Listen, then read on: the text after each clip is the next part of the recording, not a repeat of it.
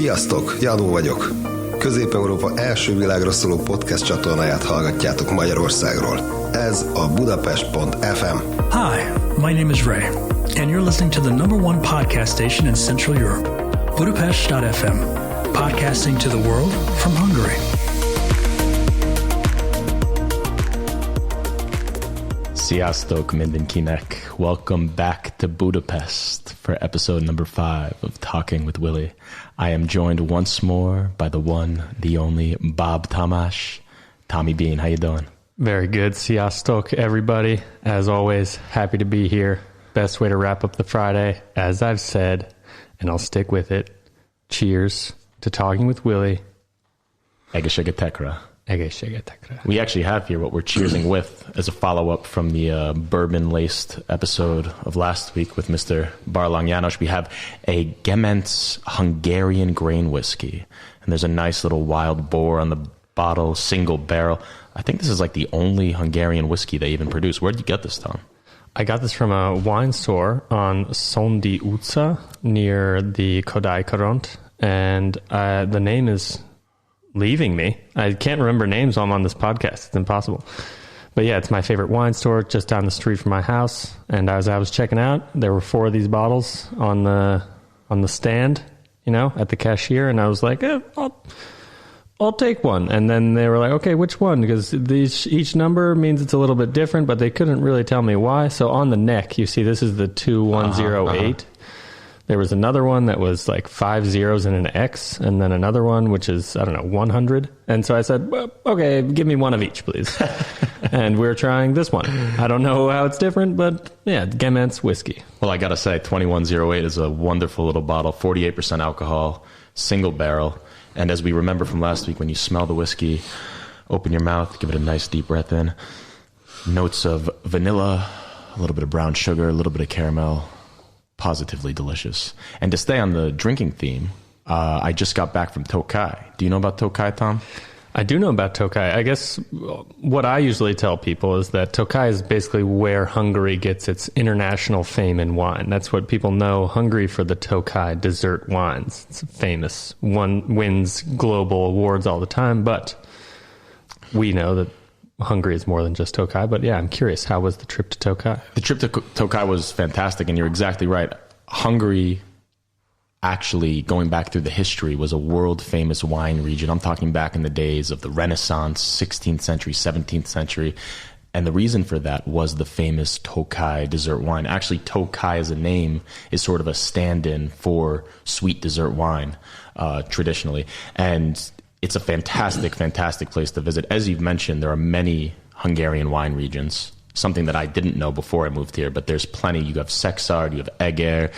I think there's like 13 or 14. In the big market hall in Budapest by the Chain Bridge, there's a like a little memorial to, I think there's 14, right? 14, something like that. Yeah. But Tokaj is definitely the creme de la creme, the king of the wine regions. Interestingly, though, they only have white wine in Tokaj, not out of it is out of a choice because the white grapes grow better there, but they have to grow white grapes. For commercial use, if you're a vineyard in Tokaj, you're not allowed to grow red wine, believe it or not. Kind of crazy. And so the Tokaj dessert wine, is it restricted to certain types of wine grape varieties? Well, you have a few different major grape varieties. The one that I have here is a Furmint, and that's a white grape. You traditionally see this either sweet, either dry, but with the dessert wine, it's obviously sweet. And then you have a few different types of white grapes that are used in the dessert wine in Tokaj. You have harsh levelu, a word that I always find to be just wonderful word, delightful to tickle off the tongue. Harsh levelu. Harsh levelu. And then you have mushkatai, sárga mushkatai specifically. It's like yellow mushkatai. And those are the 3 big hitters. You have a little, grape varieties of every sort. There's plenty of little micro grapes, this, that. But definitely the big ones are Furmint, harsh levelu, and mushkatai. And so Tokaj as a region is just absolutely beautiful. It's up in the northwest of Hungary, and it's one of the most diverse in terms of geography. You have, I wouldn't call them mountains, but you have definitely like significant foothills and a lot of beautiful valleys and water features. Actually, we went somewhere on a hike just 2 days ago called the Tenger Sem. Tenger meaning sea, Sem meaning eye. And it's like the sea eye because it's in between. It's an old rock quarry, I think they used to mine. And now it just is this beautiful little oasis in the middle of Hungary. I like to say it's the biggest sea in all of Hungary. As we know, they don't really have a sea, so they got the Tenger Sem. There you go. Take that, little sealess Hungary. Well, yeah, it's slightly landlocked, although we do have the Balaton. And that is sort of like the Hungarian Mediterranean in a way. Yeah, the biggest freshwater lake in Central Europe, if I'm not mistaken. But this was actually my second trip to Tokaj. And I went last year and was absolutely blown away. I mean, it was May, it was warm, the flowers were blooming, everything was just melodic, poetic. This time it was awesome, loved it. But if I'm going to choose like end of March versus middle of May, save it for middle of May because... wow. We all know Willie loves a good spring awakening. This is sort of Willie's thing, spring awakening. So where were you staying? Were you staying in some kind of cave, up on the mountains? So what's this Tokaj life look like? I was not staying in a cave. We went to, not this time at least, we went to like this little guest house. I don't know. I'm not going to name names. I don't know if it was technically legally open, but it was great. And one of the places that we went to was the Takács Pince. And it's a pince, which is in Hungarian like a wine cavern. Basically what it sounds like, a cave where they keep wine. And this one is right below a church. And it's in like an idyllic little location. And the two proprietors, Adri and János, they are friends of Alexa's mother's neighbor. And so we go and they ply us with all sorts of white, delicious dessert wines. Adri's mother, she brought down a absolutely astonishing plate of rantot disno and rantot cirke, which is just fried chicken and fried pork. Disno is pork. And mashed potatoes that I've never had mashed potatoes this creamy in my entire life. They were absolutely, to die for. Ooh. Give me some of these mashed potatoes. But I brought from the Takács Pince a bottle of their Tokaji Furmint 2017, which I was told by János last night. I asked him, what's the best vintage? So if any collectors are in the audience, what's the best vintage of the past 10 years? And he said, without a shadow of a doubt, 2017. And this Tokaji Furmint, it's not an asu, which is like the famous Hungarian signature dessert wine. And that's the one that's super, super, super sweet. You can only have it in a tiny little glass. This is a Tokaji Furmint Kesui, which is a late harvest wine. So it's harvested instead of the traditional harvest time, November, December, October. This one's harvested, I think, in January. And it just adds a little bit of like sugar to the grapes. So if you want, I think it lets more of the sugar develop in the grapes before they harvest it. So there you go. Thank you, Tom. We can pop it open and just have a little tipple. Let's pop it open. Yeah. Let's have a taste. And while I do that, how was your day? Tell me about your day today, Tom. Ooh, wow, my day was great. I've been trying to be a little bit more intentional with my days. You know, sometimes I tend to wake up and just watch YouTube for a little while, and that just puts me in this little upset mood. So woke up this morning, just put my shoes on and went for a little run. Listened to my audiobook as I'm going.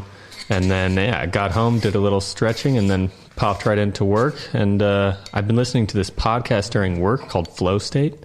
Shout out to Bobby Light. I don't know if that's your real name, but it's like the best podcast host name ever.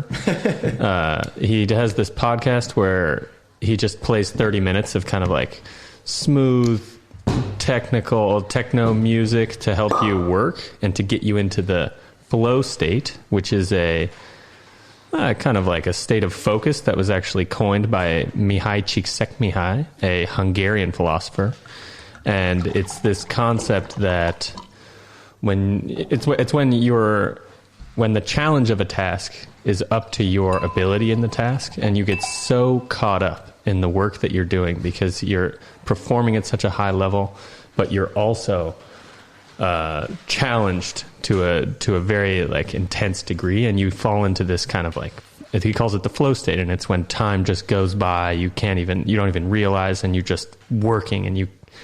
So he coined that term, like this Hungarian dude, Mihaly Csikszentmihalyi. Mihaly Csikszentmihalyi. He coined the term flow state. So that's something that we use a lot in like everyday parlance, I would say. I've heard many people say, I'm in a state of flow, I'm in a flow state.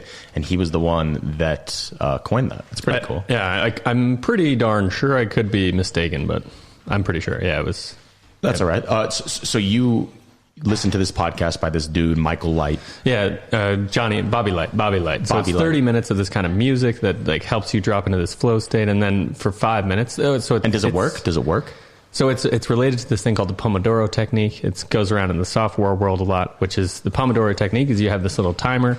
It's set for 30 minutes and then for 5 minutes, and then it repeats. So you work for 30 minutes and then you take a 5-minute break, and then you work for 30 minutes. And this keeps you, no matter what's going on for 30 minutes, you take a break. And this is how because flow state, this is what Bobby also talks about in the 5-minute breaks, like kind of talks about the flow state and teaches you about the philosophy behind it. And the point is that being in the flow state is actually like really, really tiring, and it's really hard on your body. So you have to take little breaks and get out of this.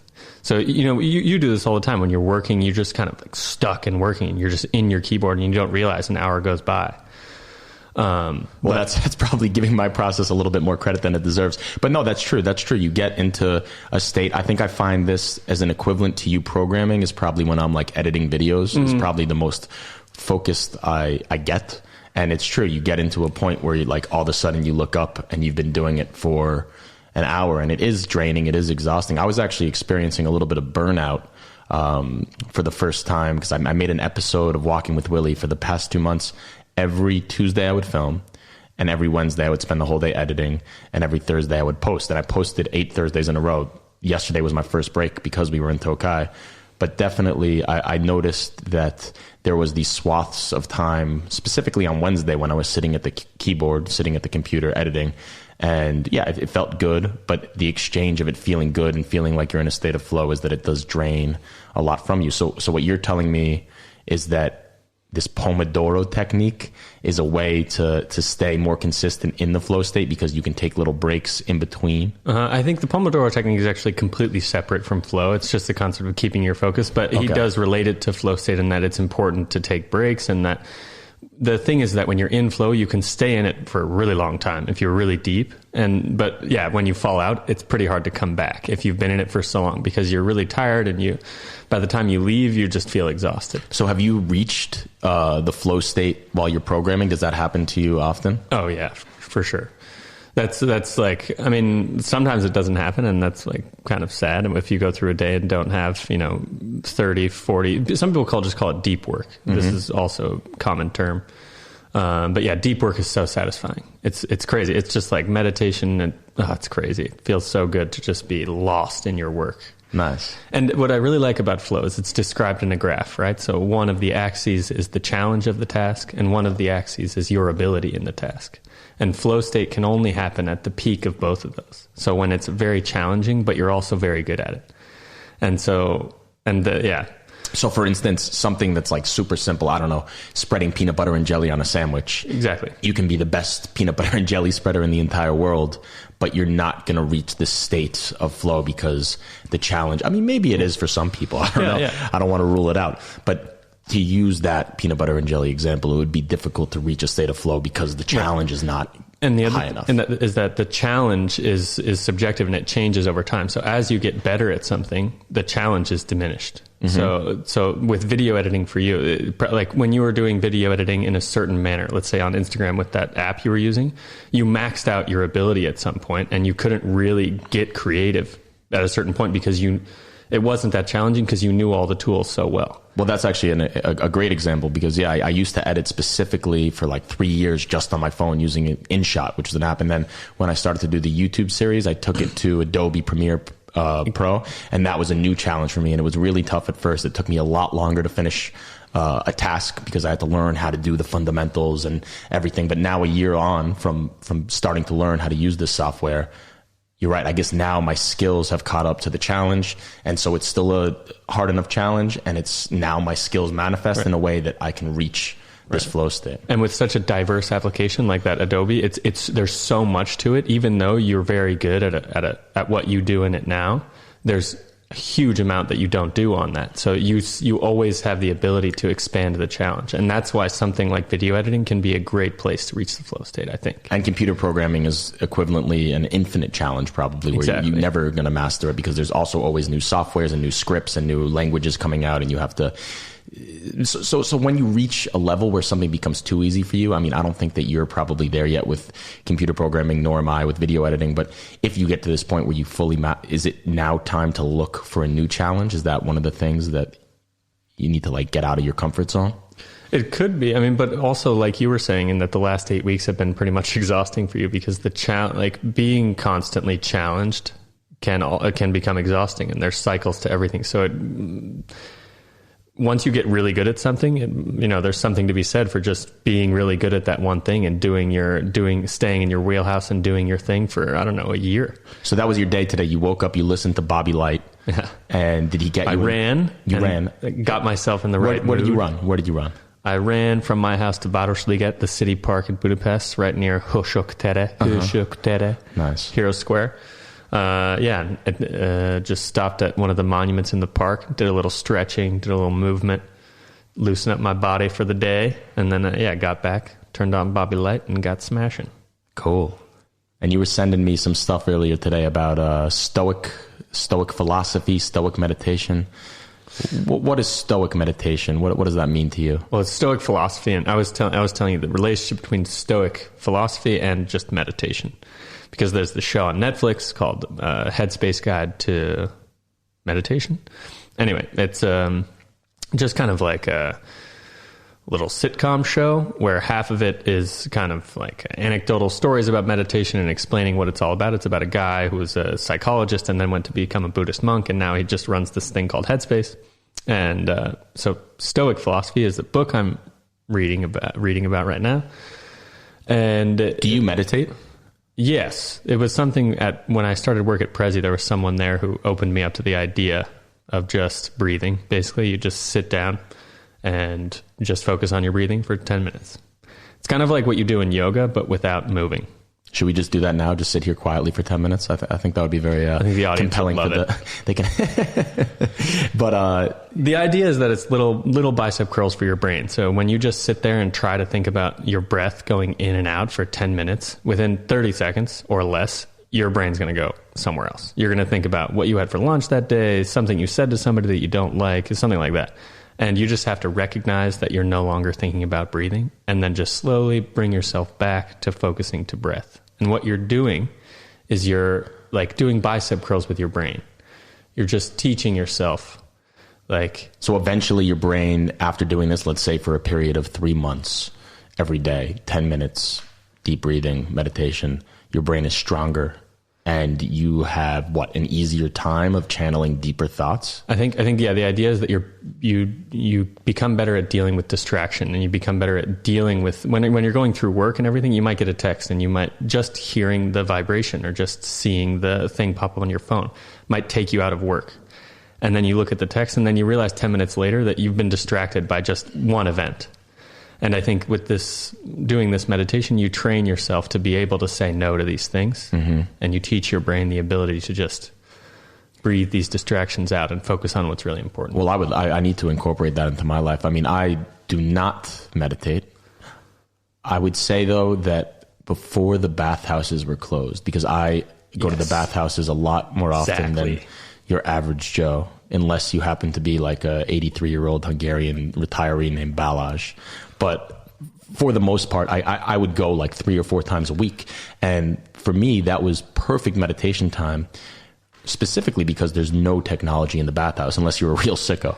But it's not a good idea to bring your phone into the bath. And yeah, it was just a great forced meditation, even more so than the bath, the sauna, which I would go bath, sauna, cycle it back and forth, steam room. And I really, really, really miss it, because I think I never thought of it as like meditation in the same way, where like you're sitting in front of a window and closing your eyes and deep breathing and all that. But it was, for me, 2 hours of meditative time. And Absolutely. It's something that I desperately, desperately miss. That's one thing that for some reason the show really brought it out in me, but I've always been fascinated by this idea. But meditation is not a big deal, and every single person does meditation.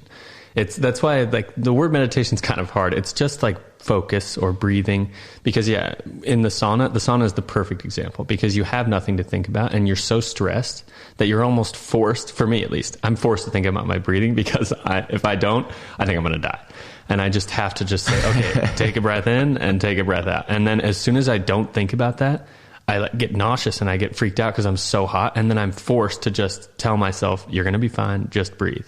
So that's why I think the sauna is like the best kind. Yeah. I mean, the sauna is great for so many things. Yeah. And that's something that I used to like basically when you go into the saunas in Budapest and probably everywhere, there's usually a sand dial of like a 15-minute timer with intervals of 5 minutes. And I remember when I first started seriously using the sauna, I would try to go in for like 10 minutes and see if I could make it. And by the 10th minute, I was like really, really anxious and my body was sort of writhing in pain. And then I finally conquered that. And then I would go to 15. I think once I even got it up to like 25. But either way, that for me was like a 15-minute of just like, oh my God, I feel so much better afterwards. I mean, usually you feel like really not so good in the immediate aftermath because your body is sort of hyper stressed. But then once you get into the cold pool and you wash everything off, a trip to a Kirai bathhouse for me, which involved probably 3 or 4 cycles into the sauna and 3 or 4 cycles into the various pools, it would just be like pure bliss walking outside. Yeah. I mean, I really, really miss that. This is what that like mental bicep thing is all about. So like just the same way you feel good about doing a workout after achieving something, that's what, like when you leave the sauna, you feel that same achievement. And when you do meditation, you feel that same achievement. And it's like, you've taken this like concerted time to challenge yourself to something and you've failed, but you've also succeeded. Like you started to seriously meditate when you started to work for Prezi? Is that when you... Well, not seriously. It's just that's when I was open to the idea of just, hey, in the morning, sit down for 10 minutes and breathe. That's what the guy just told me. He was like, it's not complicated. And do you do that every day? For times in my life, like for a few week spans, I would do it every day, but it never caught on to the point where it was, like every single day for months I was doing it. It comes in and out of my life. Mm-hmm. And right now, what we were talking about, the Stoic, I'm listening to this book about Stoic philosophy. You got me saying Stoic meditation. So Stoic philosophy is one of the founders of Stoic philosophy, one of the like stalwart representatives of the practice is Marcus Aurelius, and he has a famous book called isn't Marcus Aurelius? Marcus Aurelius, exactly. Yeah, the Meditations. That's why I'm calling it Stoic Meditation, because his book is called, I think, the Stoic Meditations. Oh, you're right. Interestingly enough, which I mentioned in our previous episode with Nausicaa and Teres, because we were talking about Rome and Budapest. It was called Aquincum back then during the Roman days. Right. And Aquincum was a province of the Roman Empire located on the Buda side of the Danube. The Romans, they didn't really go to the Pest side of the Danube. The Danube was sort of the frontier of the empire. But Aquincum became over a 400-year period, a thriving part of the outskirts of Rome. And Marcus Aurelius, I believe he was active, don't quote me on this, between like 160 and 180. Mm-hmm. And he actually wrote part of his Stoic meditations on the banks of the Danube. So that's pretty cool. If you ever listened to read that book, it's fascinating. It's a very interesting experience. Not like any other book you've read, I would suppose. Have you read any of that book? I did. I made an episode of Walking with Willie about Roman Budapest. And I read fragments of it. I don't believe I was... It's a very fragmented book, so it's a perfect way to read it. It's basically just him taking notes. What do you like about the book? What's cool about it? That book, to be honest, didn't really speak to me. I mean, there are parts... I listen to everything, so if it's... Some books are much more tailored to a reading experience. That one, I would say, is a reader. So, but what is the Stoic meditation? Okay, what does Marcus Aurelius talk about? This book. Oh, about that or the one that I'm listening to? It doesn't need to be specific, but Stoicism in general. Okay, yeah. So Stoicism in general. It is this concept that everything you feel, everything that happens in life is not a reaction to the world. It's not caused by the world or everything that's around you. Everything you feel is based on your opinion of what happens. So there's like 3 actors, let's say. There's the outside world, which influences you. There's your judgment or your opinion of that thing. And then there's your feelings. So those are the 3 things. And this is where like Stoic meditation or Stoicism separates itself from many other philosophies in that there's this middleman. There's this basically your active brain, your active perception, your opinion about things that you have control over that affects how you feel about everything. So it's like your perception. And the whole idea of Stoicism is that you have power over that perception and you can step in at that phase. So when you are working and you hear a car alarm going on outside, and you just get so frustrated because it's like, oh, why is that car alarm going on outside? It's so loud and annoying. It's like, I hate it. And the idea is that there's nothing inherently bad about the car alarm. It's just your opinion. You developed some opinion that it's frustrating for you, that it's going on and it's like bothering you, but that doesn't have to happen. So to be a Stoic in that situation would be to sort of filter out the frustration that you have from the car alarm and just focus on the task at hand, or just take a step back and say, okay, there's a car alarm going on outside, and that is something that's happening, and my feelings are irrelevant, and I'm just going to keep moving forward. This is actually where, so a lot of my understanding of all this is a hodgepodge of things. So my other favorite thing is This Is Water is a commencement speech by David Foster Wallace, a famous American author who passed away in the last decade. I'm not sure. I believe he committed suicide. He committed suicide. So this Is Water is a commencement speech he gave, and the whole idea actually is very much Stoic philosophy. And I never knew this at the time, but this one speech, it's a 20-minute speech, has stuck with me since the day I listened to it, and I try to listen to it like once a year. What stuck with you? Something from the speech? Basically, it's preaching. His speech is sort of preaching this idea of you can control your opinion.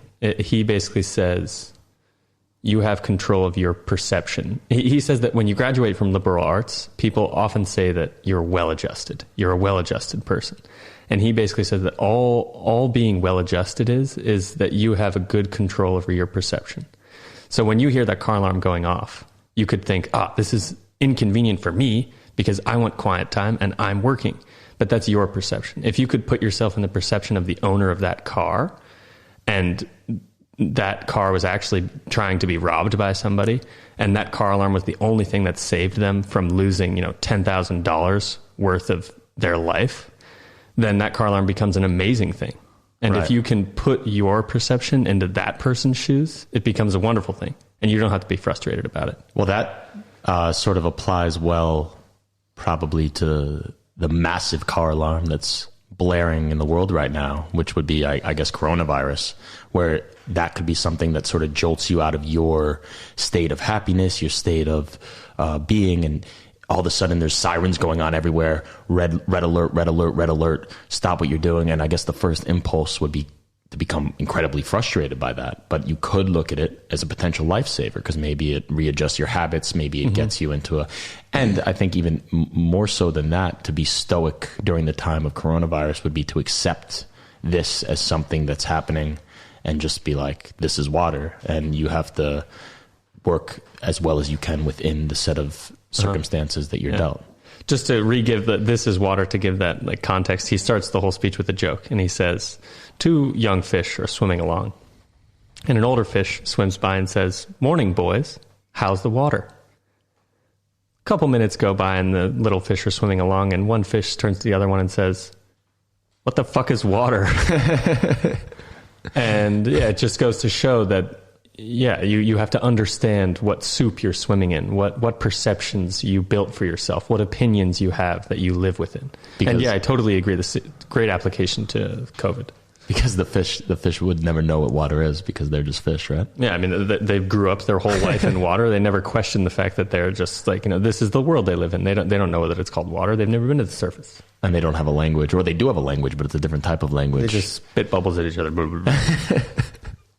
Well, it's funny that you talk about perception. I actually have a book right here next to me by Aldous Huxley called The Doors of Perception. What? And it's all about mescaline.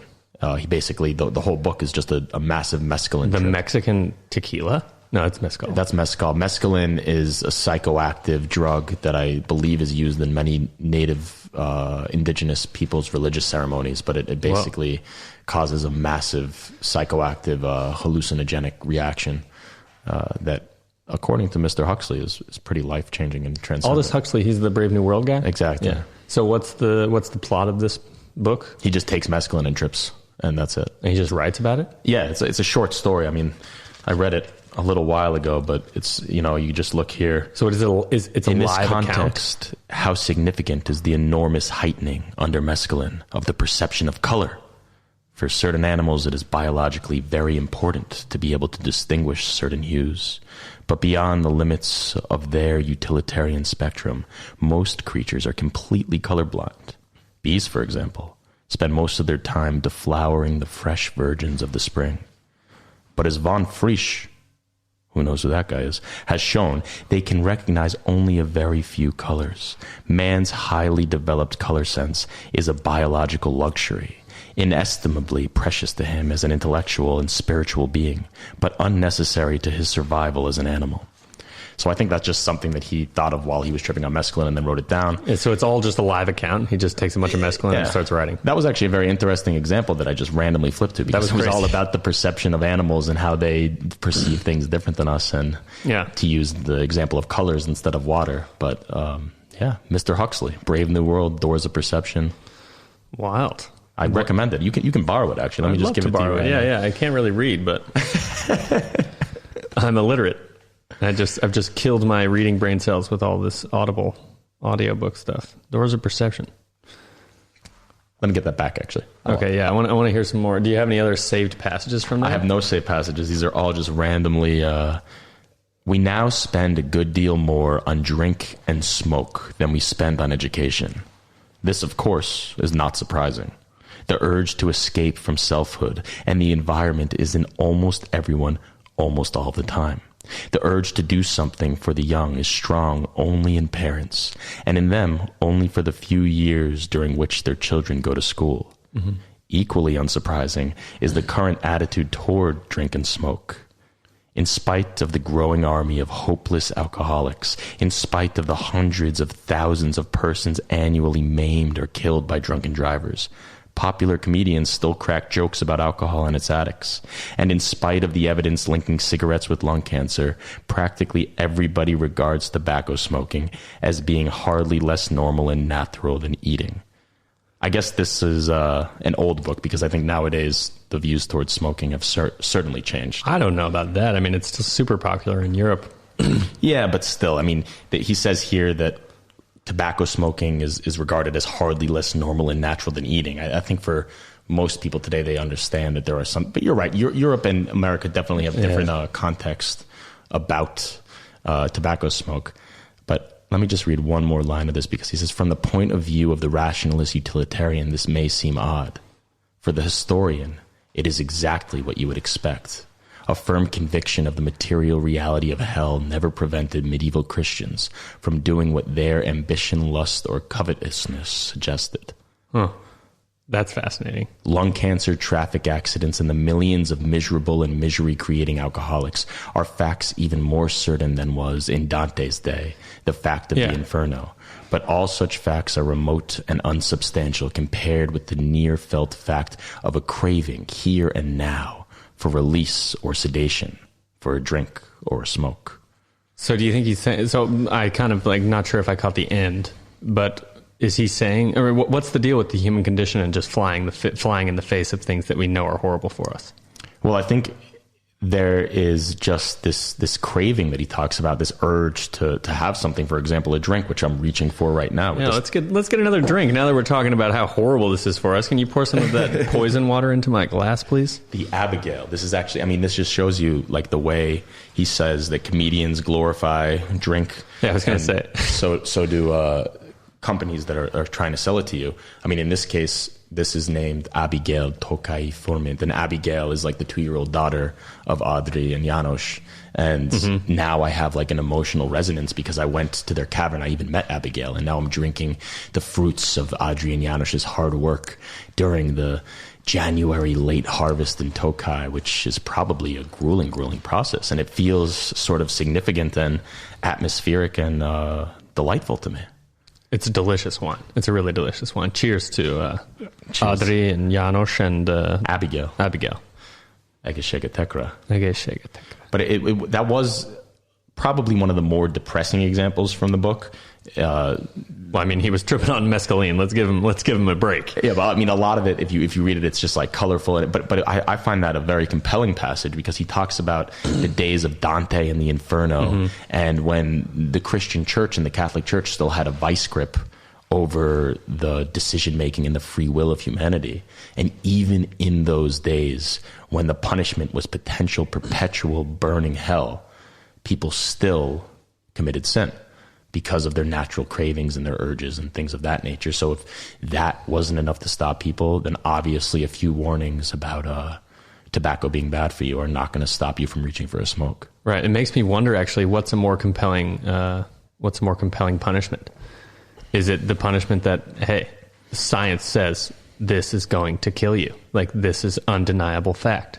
Or is it that this mystical being, this undeniable hell, like that's the worst thing that can happen? Well, they also do say that human beings have a death wish, and that is sort of like the epitome and the foundation of modern day advertising, is to like sell people their death wish. That's why like the Marlboro Man or things of Does that frustrate you? That puts me into a spiral of hatred. Well, it depends what your relationship is to death. If you think that death is like an ending, or if you think it's just a new beginning. But that's my choice. If I want to flirt with death, that's fine. But if, the system starts pointing me in that direction, basically like with marketing and capitalism and all these things that are just like telling all your kids to eat Frosted Flakes because it's a healthy, balanced part of a good breakfast, when really it's going to cause the obesity rates in America to skyrocket. I mean, that's... So what about it frustrates you? The fact that we're sold Frosted Flakes, even though they lead to diabetes and obesity? I guess so. Okay, so one thing we've stated is that it's part of the human condition to, what did we say? Not flirt with death, but what'd you say? Just to have a death wish. To have a death wish. That's one thing when it's every individual's condition to have that. But when giant corporations start putting hundreds of people in a pipeline to produce marketing and convincing stuff, whether it's newspaper articles and videos that push you down that path, that's another story. And I think there just needs to be some kind of limitation and some kind of control on this power that, you're just... Well, I would agree. I mean, I think that is one of the basic fundamental diseases of modern day capitalism, is that left unregulated, corporations and businesses will try to milk every cent out of us, even if it leads us to less than savory ends, such as making an entire population fat because Tony the Tiger is a orange. They're great. So what do we do about that? I don't know. I've talked about this with my brother a lot. This is kind of my brother speaking through me. He gets so upset about cereal. Like, his biggest thing is cereal lately, and just added sugar and everything. Like, soda and cereal are just the death of America, basically, because it's the obesity problem, and the obesity problem links into the healthcare system. Anyway, so my theory is, so capitalism doesn't feel like it's going away. And my theory is that every individual has to be taught how to educate and make better decisions. So I guess it starts with education. Because that's. I mean, everything starts with education. But one thing I would say that it's almost a luxury of the upper class to be able to think about these things, particularly on a systems-wide basis. Because if McDonald's and Frosted Flakes is the difference between feeding your kids or having them starve, then that's what you're going to do. And if it's the cheapest option, then that's the decision that you're going to make. I suppose that better education could teach people cheap ways to eat healthy.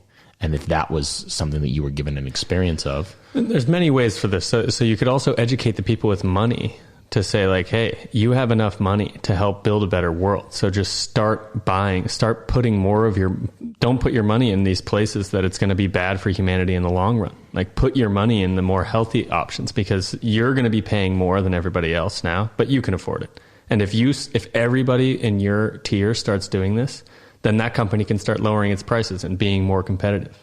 This is, I mean, this is something I just thought of now, but this is like the Tesla model. The electric cars were not convenient and they were not cost effective. But at the beginning, they just built these electric cars that cost $100,000 for the super rich, and they weren't practical.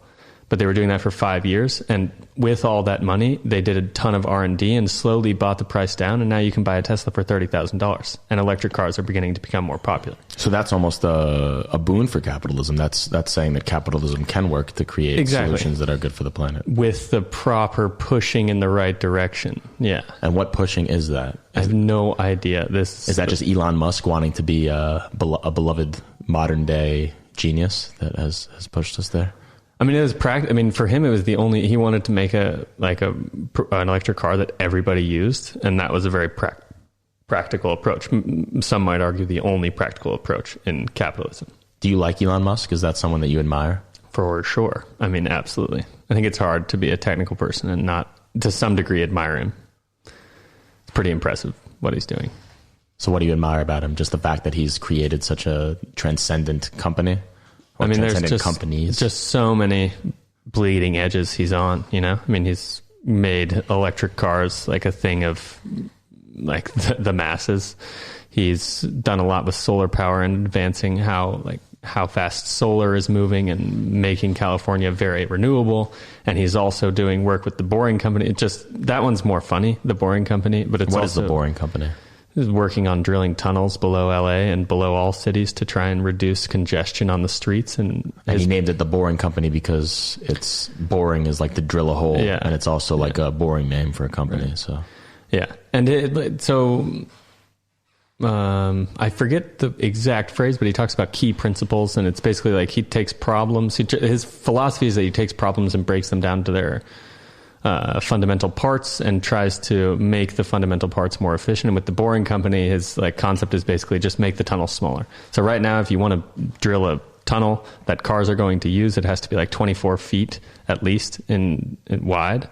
And that's a very huge hole to drive through rock, and it's super expensive. And when you make the diameter of the hole smaller, it becomes not just like doubly as cheap, it becomes exponentially cheaper. I just listened to if you make a 12 feet wide tunnel, it's not just half as expensive, it's like 10 times. It's magnitudes. It's exponentially. Yeah. So that's what they're doing, and trying to change the regulation. But anyway. And he's building rockets that are I was going to say, boring is not the main thing. So he's also doing Neuralink, which is doing stuff with neurology and doing brain computer interface stuff. And then I've heard about Neuralink before, and my impression of it is that it's basically a way for us to basically take the next leap forward in terms of information exchange and that's like the broader the long-term vision is a bigger bandwidth communication between brain and computer. Right now, your bandwidth of communicating with your phone is your thumbs. So it's binary. You have 2 fingers. So you have 2 thumbs. You can only type so fast. There's a small bandwidth. And the idea is if we can increase that bandwidth, that when you start using a computer, you now have 10 digits. And that's a lot faster than typing with a phone. But is that a good thing? Is that a good thing? I think yes. Objectively speaking, is that a good thing that we make progress in that direction and we get a greater increase in the terms of speed and efficiency of communication? Sort of like a cleanest dirty shirt. It's going to happen. Technology is getting faster, getting better. And at some point, I mean, we're talking long in the future, even if it's centuries from now, even if it's hundreds of years from now. Do you really think it's going to be that long though? Because no, I mean, even if it's hundreds of years from now, where technology becomes actually something we have to fear, just technology, not people behind technology, but actually some kind of computers. The computers become sentient and we enter a matrix maybe phase not sentient, but maybe there's a program that goes a little crazy. Maybe it's a virus that somehow somebody leaks out and it just fucks up everybody's computers. You don't need a sentient virus to just accidentally create a computer virus that really fucks a lot of shit up. Well, from a philosophical sense, it's sort of what's the difference between that and the virus that we're facing right now with the coronavirus, where we've created, or maybe we didn't create, but overpopulation, eating bats, whatever you want to call it. There has been a virus that has leaked out. But then I guess the only fear would be from an individual basis, not from a species-wide basis, but from an individual basis. Are these increases in technology making us happier, healthier, more fulfilled individuals? Yes and no. I mean, is social media making us happier, healthier individuals, or making us, making us have horrible understandings of body image and like bullying and all this kind of stuff. Like there are good and bad things to every development. It's funny when you even say that, it's almost said with an air of like, of course, social media is a terrible thing, because it's like when it first came out, I think like 10 years ago, there was a much different feeling about social media, since it was all about this like, wow, interconnectivity, and we can communicate with our friends. And even for me, like I remember always saying, do I like social media? Do I not like social media? And always my fallback was, yeah, it can be like a time suck. And I think there's this inherent sense that we want to spend less time on our phones. But the bright side is that you can stay connected to people all around the world. And that's almost like an absolute good, or at least it was an absolute good. But now more and more, I feel like people are viewing social media as like as an evil that's sort of tearing apart the fabric of society. Or do you disagree with that? Well, it's got to be a tool and not like, in a lot of ways, social media uses us. I mean, you can get in a phase where social media is using you, like me with YouTube. YouTube uses me. I mean, I am absolutely a fool to the recommendation engine. Like I open YouTube just because it's become a physical reaction. I sit down on the toilet, I sit down on the couch, I lay down in bed. Like my thumb just clicks YouTube and it just happens. And then the recommendation engine is good enough that it knows what I'm kind of interested in. And I just watch it. And YouTube's doing that because they're getting money from me doing that. Like they're getting good at doing that because they make money by doing that. And so if we turned it into more of a tool and we make sure that everything we do is using it like a tool, that's when it can become really powerful. And it's happening. People do it right now. You and I do it. Everybody in some way uses technology as a tool. Yeah, I mean, super powerful. It's interesting to think about the development of social media. For instance, right before this podcast, I did something which I've never done before. Apparently, do you know, you're a YouTube guy. I mean, I guess so am I. I have a fucking... I'm a YouTube guy. I have a YouTube vlog, but I don't really know how it works from a consumer standpoint because I never have been a big YouTube consumer. But there was this sort of feature on YouTube that was like Instagram stories, but it was YouTube stories. Have you ever used that before? Yeah. I mean, YouTube, the little shorter clips. Mm-hmm. Yeah. It's part of my... I'm such a YouTube rat. But it was literally, I did it literally just before this podcast, and it was like by far, I think, the most addicting social media experience I've ever had in my life. And every single video was incredible. There was like one video which I didn't like, which like was basically something that just never had an ending. It was like a kid that put like Mentos or some sort of like bucolic acid into like a bottle of Coke and threw it in a pool, and it just never exploded. But everything else was like just electric content. And it was like so creative and so interesting and so compelling, wrapped up into little 15-second clips. And I could not take my eyes off it. I think I watched it for like an hour and a half. It's crazy. It's crazy. I'm just sharing this link for people. I'm gonna let people know that they can let us know if they want to call in. Let us know if you want to call in. So this is a Facebook Live link, which I'm now making an Instagram story of. And I'm going to put a swipe up on it so that the people can watch us talk and drink wine and drink Hungarian whiskey. And this is happening live. It's happening live. So just to bring it back actually to the neural link thing, eventually, yes, the idea is that we reduce the bandwidth between brain and computer. But in the short term, it's mostly about healing people and helping people that have, injuries to their nervous systems and all this. And this is fascinating stuff. But basically, they put little electrodes, little wires into your brain. Wait, this is the Neuralink that you're talking about? This is the Neuralink, Elon Musk company. But what were we talking about? I don't want to go back here. No, please go back there. I'm interested in fleshing this out a little bit. So the way that it works is that they can put neurons and nodes and things on the back of your head. They put little wires next to neurons in your brain. And the little wires can both receive and send information. So they can tell when your neurons in your brain are firing, but they can also act like a neuron and fire electric signals to send information to your brain. So this means you can talk to your phone and your phone can talk to you.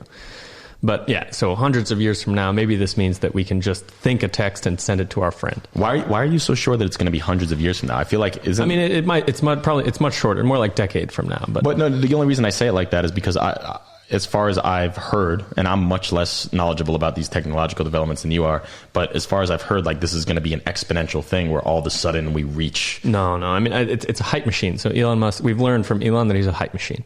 You've seen the breaking window of the Cybertruck, the indestructible truck. They go on the show and they break the window. It's just, he's a hype machine. He knows the power of social media, and he knows that if you make a splash, it's going to get a ton of people interested, and it doesn't have to be that valid. It doesn't have to be factual. We all know that. Well, that's what he just did with Bitcoin, right? Didn't he just buy? I don't know what he did with Bitcoin. No, he bought a shit ton of Bitcoin. I mean, Bitcoin.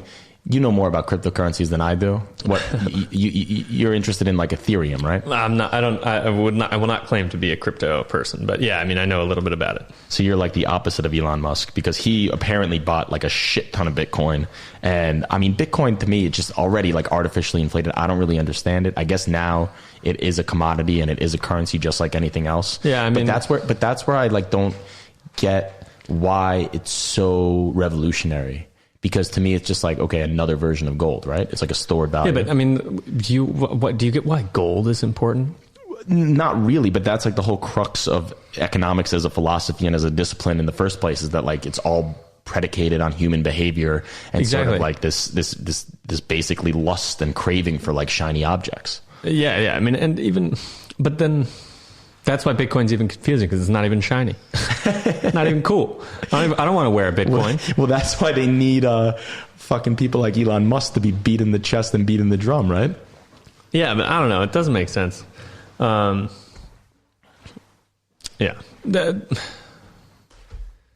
Yeah, like you said, Bitcoin is just a controlled way of having scarce resources that you can trade and prove that you have. But then again, there's also this feeling of I'm missing out. I feel that's what the whole Bitcoin phenomenon is all about. Oh no, I'm going to miss out, because I've had that feeling as well. I see the charts going up. It's now at 45,000, 50,000. And it's wow, if I had bought this thing when it was at 3,000, I could be one of these. Shoulda, coulda, woulda, Willie. Shoulda, coulda, woulda. But then again, what are the Bitcoin people really spending their money on? They make the money, they spend it on flashy things, cars, but then you could have some geniuses that are just using it as stored value, reinvesting it into the traditional stock market. I don't know. It's just this anything. Is another thing that we'll see. We'll see decades from now what it becomes. It very well could become a cornerstone of what the future economy looks like. But for now, it's really hard to estimate, I think. Well, I think something that's interesting about Bitcoin is this idea of a crypto anarchy, where the traditional systems of governance that we have constant reminders of failing us and letting us down, and leadership that is corrupt and thieving, to not mince words about it, a crypto anarchy could fray the bonds of traditional leadership and traditional government, and create this new sort of apolitical international regime of things that are less reliant on the Fed in America, or the European Reserve Bank.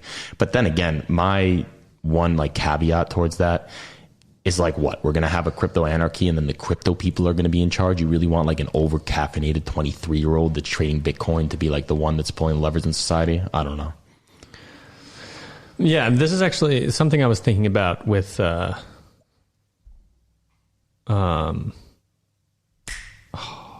okay, you were saying with the social media, and when it first started, people were super excited, and and I think that just shows that there's not a lot of foresight. Maybe this comes back to the discussion we were having with Americans being more positive and just seeing the bright side of things before considering being critical.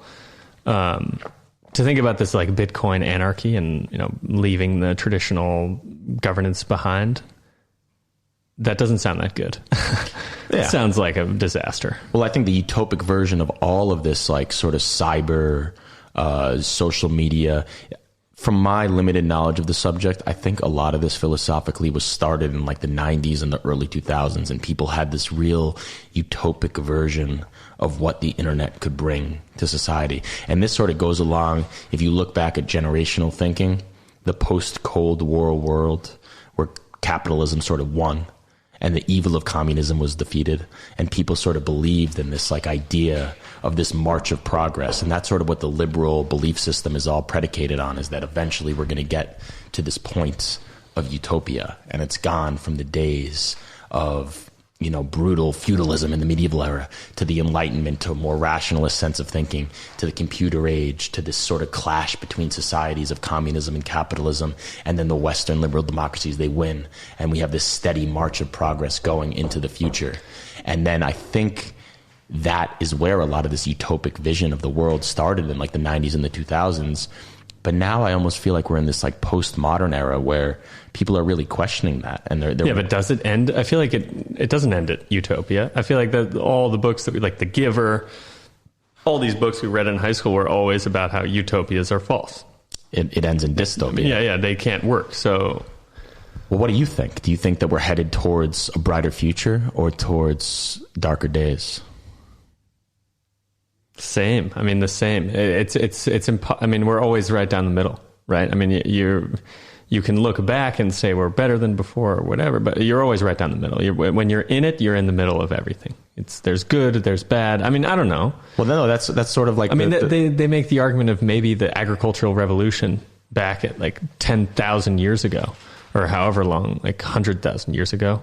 They make arguments that was bad for humanity, that we started congregating in bigger groups. We would have been better off being a hunter-gatherer tribe, that, you know, life expectancy was 50, but we stayed in smaller groups. There was no such thing as a pandemic, and we basically were just smart monkeys. But I mean, this is, I don't know. I find it really hard to connect with these kind of arguments. Yeah. I mean, but what do you think? Where do you think these, you know, capitalism winning, different people winning, are we headed to an end? Are we headed to a conclusion? It really depends on what side of the pillow I wake up on, because sometimes I'm incredibly optimistic about the future, and other times I'm incredibly pessimistic about the future. And I think that ultimately it doesn't really matter. It's sort of like this idea that we have the agency to really shift things is a little bit like narcissistic and self-indulgent in a way. Of course, there is certain specific movements and certain specific instances where humans have to rise up to the occasion, and they have to overcome like inherent evil that faces us. Nazi Germany in World War II, racism in America, things of that nature, they need to be conquered, they need to be overcome. Mm-hmm. But in terms of like really like shifting humanity towards this like utopic vision of tomorrow, and this is where like I have to take not exception with Elon Musk, because I believe that he's doing tremendous things for the development and the progress of society. But like, does he like view himself as sort of this godsend that is the one to, I don't know, is that sort of like a cult that he's building around him? It's sort of like a manifestation of a modern day religion. I don't think so. I think he's aware of the fact. I mean, he's not solving a bunch of world problems. I mean, there's too many problems in the world to have one person be the God who solves them all. Yeah. There's so many little problems, and he's helping solve some of them. He's not even he's helping moving some things in the right direction. And I think he'd probably say that. I don't. No, you're right. And then again, but that's where like then I start to feel optimistic about things, because Elon Musk 300 years ago, he would have just been some like fucking asshole salt merchant that was like maybe like manipulating a little fiefdom in Baroque Germany or something, you know? Like at least now, like he's like, yeah, I'm Elon Musk. I'm going to name my kids some like irrelevant set of symbols and letters and marry some Canadian like punk rock person and just build rockets that take us to Mars. It's kind of cool. So then you start to think like, oh, maybe we're living in a utopia where like this sort of stuff can happen. But then you look on the other side of the coin and you're seeing like a virus run rampant through impoverished communities and just like decimate people. And there's a lot of corruption and government malfeasance. And you start to think, wow, maybe we're living in a dystopia. Yeah. And then I think that's where you need to be a stoic, right? You need to just sort of like take things as they come and say, I'm going to operate as well as I can within this given set of circumstances. One thing about Stoicism that they stress in the whole teachings is that you can't be quiet. A Stoic is not quiet. A Stoic is loud, and they're active in public discourse, and they push things for betterment of humanity, which is why I will agree with what you were saying with like right now, we are not in good places. There are a ton of horrible things happening socially, like, you know, racism in America, all kinds of things, and like, you know, impoverished people, like not food and no clean water around the world. Like, so there's so many big problems that need to be solved, and maybe maybe that's what a utopia means, that every individual that's born is born into a world that accepts them, and everybody basically has the equal right and the equal ability to succeed in the world. And maybe that is a utopic future that we could eventually be, that could be the North Star. Well, I think that is a good North Star to aim for. And I was thinking about this the other day, but there's always a question of like, is it really worth it to try? Because you can have a tendency in times like these to feel a little nihilistic, like, why not just live my life and just forget about all the problems of the world? But then what I feel as a push against that is like, if we don't try, if the people with good intentions don't try, then the people with bad intentions are going to win, because you know that those bastards are going to try. Can you really go through your life and not be approached with these problems, especially today with social media, like what we're saying? I mean, you're constantly but there's a lot exposed. of people. There's a lot of people that turn it off. There's a lot of people that don't really give a fuck. They just they take it as like, okay, I'm not going to be able to change things. I might as well just live my life as an individual.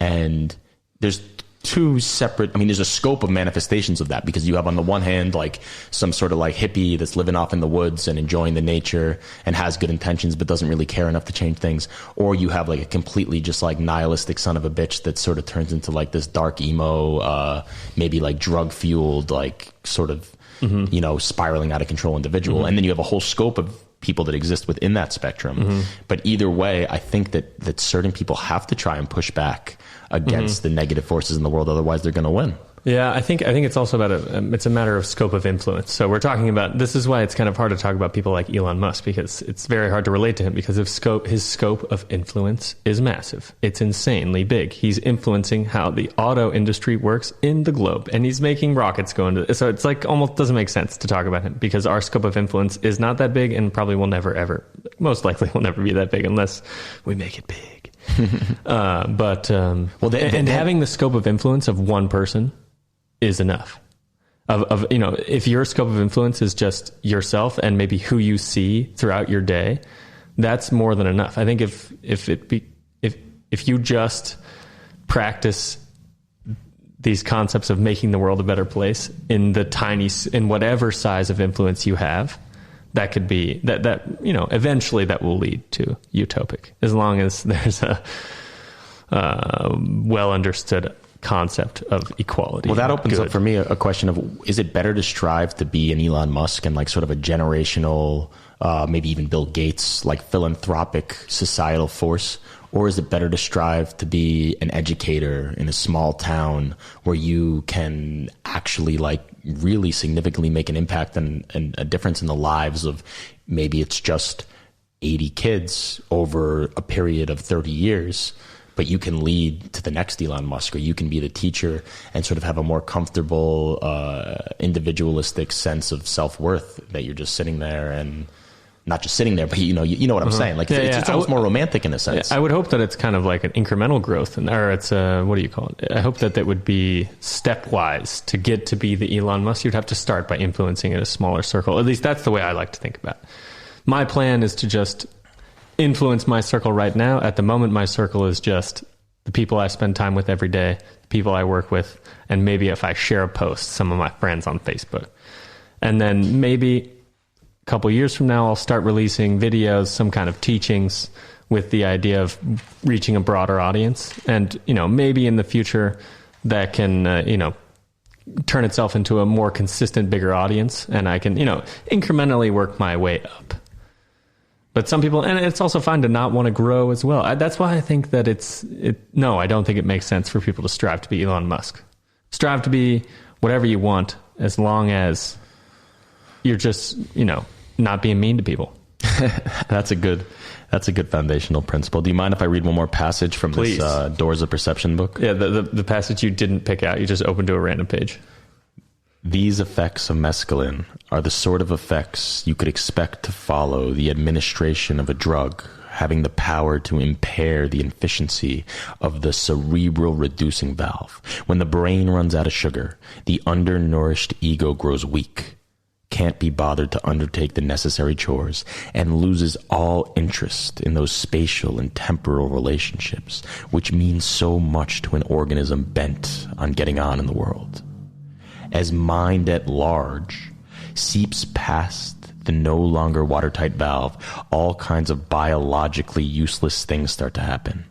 In some cases, there may be extrasensory perceptions. Other persons discover a world of visionary beauty. To others, again, is revealed the glory, the infinite value and meaningfulness of naked existence, of the given, unconceptualized event.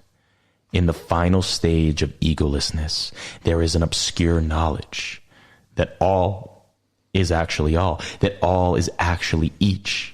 This is as near, I take it, as a finite mind can ever come to perceiving everything that is happening everywhere in the universe. Mm-hmm. I missed the beginning. What's the first sentence of that? These effects of mescaline are the sort of effects you could expect to follow the administration of a drug having the power to impair the efficiency of the cerebral reducing valve.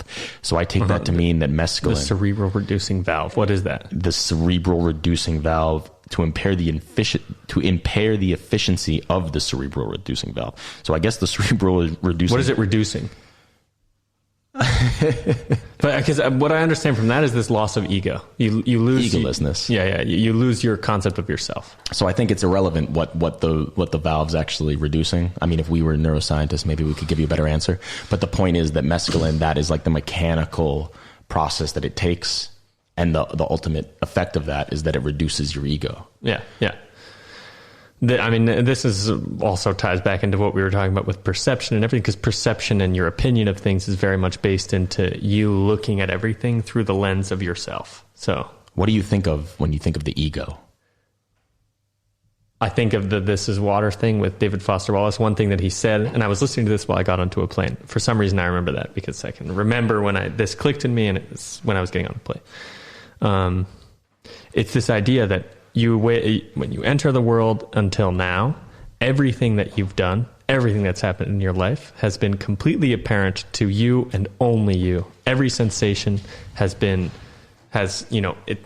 you've seen, everything you've heard, tasted, entered yourself through your brain. Your senses put it in your head, and then you experienced it completely in a silo by yourself. When you shared it with other people, you shared it by talking to them about it or sharing your ideas, but you never actually shared the sensation. So everything that happened to you is in yourself. And so when you think about, when you base an opinion about something, you're always coming through this understanding of the world that, everything is in your silo, and it's so hard to take yourself out of that concept. So that's why we need mescaline. Yeah. So that's my idea of the ego. The ego is this thing that we build through this process of constantly being, just given information by our brain when really it's a broader world. Have you ever experienced egolessness? No, for sure not. Never? I don't think so. What about a loss of ego? Probably not. The ego is a very powerful, I think when I think about the ego, I think about Freudian psychology, I suppose. You have the id. I love this. This is my favorite. The id. The best lesson I got about Freudian psychology was in 9th grade from a teacher, an English teacher of mine named Miss Salomon. And Miss Salomon, we read Lord of the Flies. And you learned about the in superego? Oh. She was a great teacher, a phenomenal teacher. One of the best I've ever had. A little bit of a hardo, but most good English teachers are. Yeah. And she taught us about Lord of the Flies and about how you have the id, which is like the kids when they like basically smash piggies' heads out on the rock, right? Doesn't that happen in Lord of the Flies? What? Is it there's like a huge anarchic element to it, and there's like they killed Piggy. I believe he got. I only read the spark notes of every single book in high school, so I don't really know. Killed with a rock over the ledge. Either way, but the id is what's acting out when the kids they get into the wild, and then you have the ego, which is like your brain's reaction to yourself and your consciousness and all that, and then the superego is like society and all the other things that we learn, and then that's like the rules that you build from society, and then the ego is the one that chooses between the superego and the id. Okay, that's what I understand. It's funny that you learned it from Lord of the Flies, because we learned the id, superego, and ego from Frankenstein, the book Frankenstein. And with that, I can't remember. I think the monster is obviously the id because it's driven by like just desire. I can't remember who's the superego and the ego. But either way, the ego is a very powerful force in humans. And I suppose Aldous Huxley with that quote is talking about how mescaline reduces the cerebral reducing valve of the brain, and that helps achieve the state of egolessness. Mm-hmm. Egolessness is something that I think... So that... I once experienced an ego death, or I thought I did at least. Well, was this before or after you knew about egolessness? It was after I took a pretty significant dose of LSD. Oh, there you go. And that'll teach you about egolessness. I think maybe egolessness it's sort of like what is really your definition of the ego. But I remember more so than ever before thinking less about myself and more about the world around me. And that's almost a little bit simplistic because I think that sort of suggests that I don't usually think about the world around me, which I certainly do.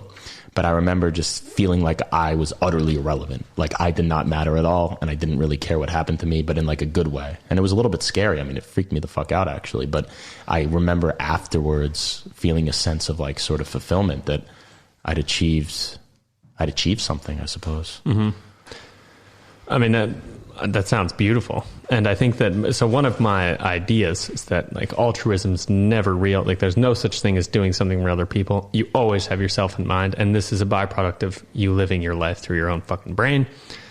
And so for me, like egolessness, the closest thing I could see someone getting to is getting really good at stepping into your opinion formation, stepping in to that step when you receive a stimulation from the world. And before you generate an opinion about it, step in and like realize that, there are more, it's more than just your brain. It's more than just you out there, and try and challenge yourself to have a broader perspective.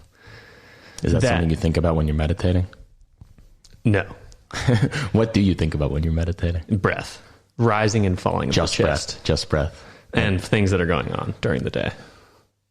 What if we give Mareki and Polton a call? Yes, I would love to hear what they have to say about meditation. Would you mind filibustering for 30 seconds while I go run to the bathroom? Yes, I would mind. You would mind? Yeah, all right, no, that's fine. I'll stay here and piss my pants. All right, 1 sec. I can filibuster. Let's see. What is there to filibuster about? What's your favorite type of cheese? Favorite type of cheese? Oh, funnily enough. Okay, great topic, Willie. Cheese. So, over Christmas, I had this concept to create my family. My last name is Bean. We call ourselves the Bean family. I had a concept of creating the Bean Family Lecture Series.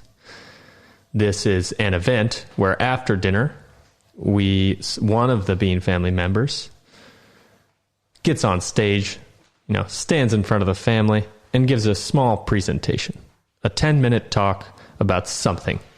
Maybe it's something they're interested in. Maybe it's something that they wanted to learn more about. Maybe it's just something that they thought was funny. And the reason for this was to give a presentation about something, to teach something to someone else. You really have to learn it to a very deep degree. And my brother chose to do a presentation about cheese. What is cheese? We eat cheese all the time. We love cheese. It's a beautiful thing. And we know it's dairy. But what the hell is cheese? So he tried to explain this to us. And I found the conclusions completely delighting. And here you go. So cheese was discovered by a bunch of, I'm not sure, old people, way back in the day. I think in maybe 800 BC or 800 AD. I don't know. These guys put dairy inside of a goat bladder for transporting. And I think they forgot about it. And it ended up curdling inside the bladder. And they found it months later, and they were like, this is weird milk. It's solid now. And then they ate it, and it tasted good. And they were like, whoa, this is crazy. And basically, over the years, all these ways of aging dairy started being created. And they discovered that it is different kinds of bacteria that eat and change so dairy, when you leave it out, it starts to curdle. It changes the things in the milk. I don't really know, but the bacteria that make the milk curdle change how the final product tastes. And so when you eat a cheddar cheese, let's say, that is called cheddar cheese because it is from a bacteria that is something like Botulinum. It's a bacteria that has cheddar in the name, and it originates only in a place in England where the first cheddar cheese was made. And because these people stored the milk in a cave, and the kind of bacteria that's native to that land made the cheese taste like cheddar cheese. And so now it's called Cheddar England is the name of the place. Okay, it's called Cheddar England. But now you can buy cheddar cheese anywhere because we can grow bacteria in a petri dish, so you don't really need to be in a place to get that place's bacteria. So you can make cheddar cheese in Vermont, where Willie and I went to school, and now that's where the best cheddar cheese is made. Sorry, England, but Vermont, Chabot cheddar cheese is the best cheddar cheese. We took your bacteria, we took your cheese, and that's all I have to say about that. So that was a great filibuster. Thanks. The end result was that Vermont cheddar is better than English cheddar? Yes. Any English person out there, fight me with a block of cheese. We'll see who wins. Oh my God. But so yeah, bacteria makes cheese. The name of the cheese usually comes from the type of bacteria. I'm trying to add another link here to the Facebook live stream, but for some reason Instagram is telling me that it's an invalid link. Why do you need a second link? Facebook. Willie's being... Oh, I can just share it on Facebook. That makes a lot more sense. Thank you, Ray. Okay, so after I... The main topic... we were asked if the main topic was crypto. The main topic is not crypto. I'm pushing the conversation away from crypto. Thank you, Norbert. We're going to start the calling ins. We'll give you a ring. Okay, so I'm putting the link now on my own personal Facebook page, and now we are going to call Polton and Marecki. Polton, why don't you give us a little bit of a primer here? Who are Polton and Marecki? So Polton and Marecki, the first time I met Marecki was actually on my birthday in 2018. The same day. Well, so Marecki came to visit you. Alex Marecki is a half Ukrainian, half American man, if I'm not mistaken. And he lives in Berlin now. He's a friend of Willie's. I'm not sure where you guys met. Whatever. And yeah, we met in 2018. He came for my birthday. We went out for a wonderful dinner, ate some shrooms, went to a wonderful party where I ended up meeting my wonderful girlfriend, Vivian Varga, for the first time. Had a wonderful night, and that was the start of our beautiful relationship. Thank you, Alex Marecki, for taking us on that journey. And Matt Polton, friend from yours from New York. Polton and I actually go way back. He was freshman year of high school when I was 14 years old. I made the varsity soccer team. Watch, after we give them this whole hype up, they're not even going to answer.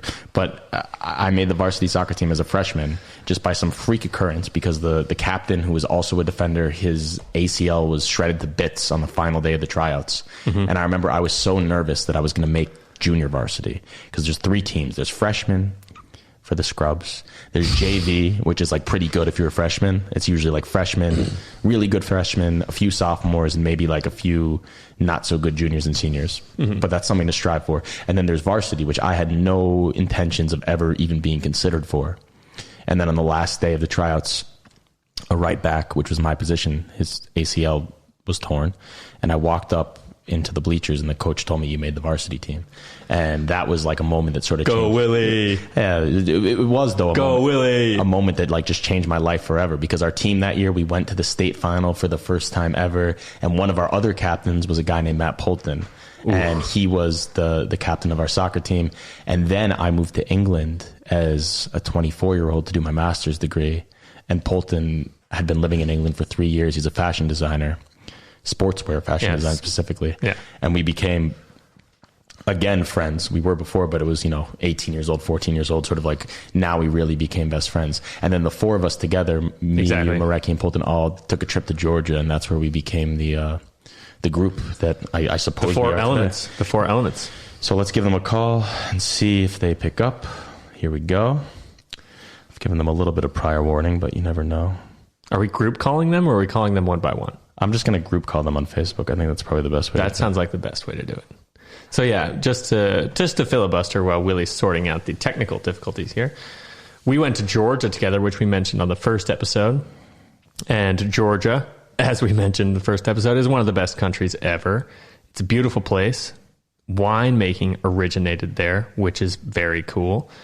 And we went there for a ski trip. We spent 10 days in Georgia, a couple days in Tbilisi, and then most of the time in Gudauri, which is where the biggest ski mountain in Georgia is. Georgia is between Russia and, I'm forgetting the name, but it's bordered by a mountain range. Azerbaijan. The Greater and Lesser Caucasus border the northern and southern part of Georgia. And it makes Georgia be this crazy, crazy place because in Siberia, in Russia, it's crazy cold, kind of like a desert. And in Azerbaijan, it's super hot and also kind of like a desert.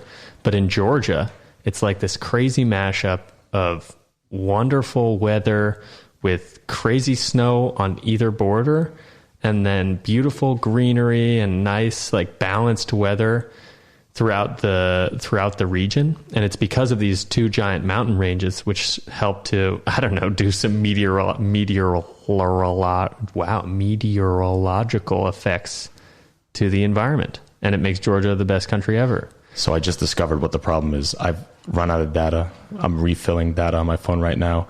Uyarendel. That's what I text to Verizon, or not Verizon, to Vodafone. But now I have new data. So just give me 1 second and we'll get the lads on the phone. What were you saying about the meteorology? It's just that the mountain ranges on the northern and southern border of Georgia is why you'd think that Azerbaijan, I don't actually know much about Azerbaijan, maybe it's not a desert, but Siberia in Russia, which is definitely the northern border of Georgia, is not a suitable place for having fun and just being generally enjoyable. But Georgia is crazy nice, and it's because of the giant mountain range that helps to change. The Caucasus. What did I say? The Greater and Lesser Caucasus. The Greater and Lesser Caucasus. Yeah. The Greater's on the north, Lesser's on the south, and Georgia's in the middle. And Georgia is an ancient society. I mean, it really goes back to the days of, in ancient Greece, they called it Kolkis, and that was where Jason and the Argonauts went. Oh. Jason and the Golden Fleece. For the Golden Fleece, and the search for the Golden Fleece. They went over the Black Sea on a search for the Golden Fleece, which they say, because there's like gold in the rivers of the mountain ranges of Georgia. And the way that they would, I think, mine the gold out of the water was with like sheep fleece, and they would basically like drag it through the river. And I think that was the origin of the story of Jason and the Argonauts, but don't quote me on that. I did try to, like I said, I'm an Audible freak, and I tried to force the fellas to listen to Jason and the Argonauts. It's a short 2-hour Audible book, and when we were sitting in the hotel room before we went to sleep, I always turned on Jason and the Argonauts. I'm curious if they remember anything about this. And what was your favorite part of the Georgia trip? The Tbilisi was a mind-blowing experience. So Tbilisi was such a cool, almost like a precursor of Budapest to me, because, can I help, by the way? Can I call them? Well, I just need to get like Wi-Fi on my phone. Well, just let me hotspot you. Shit. Sorry. I should have done this earlier. There you go. I don't know why it's not working. There you go. Hot Wi-Fi. Hot Wi-Fi. Why is that the name of your Wi-Fi network? Oh, because it's hot. It's hot. Everybody's out here trying to get the hot Wi-Fi. And the password is red. Anybody out there who's listening ever sees hot Wi-Fi on the list, the password is red. It's ergonomic. When you're on the keyboard, only left-handed, only 3 fingers. Very fast. Red.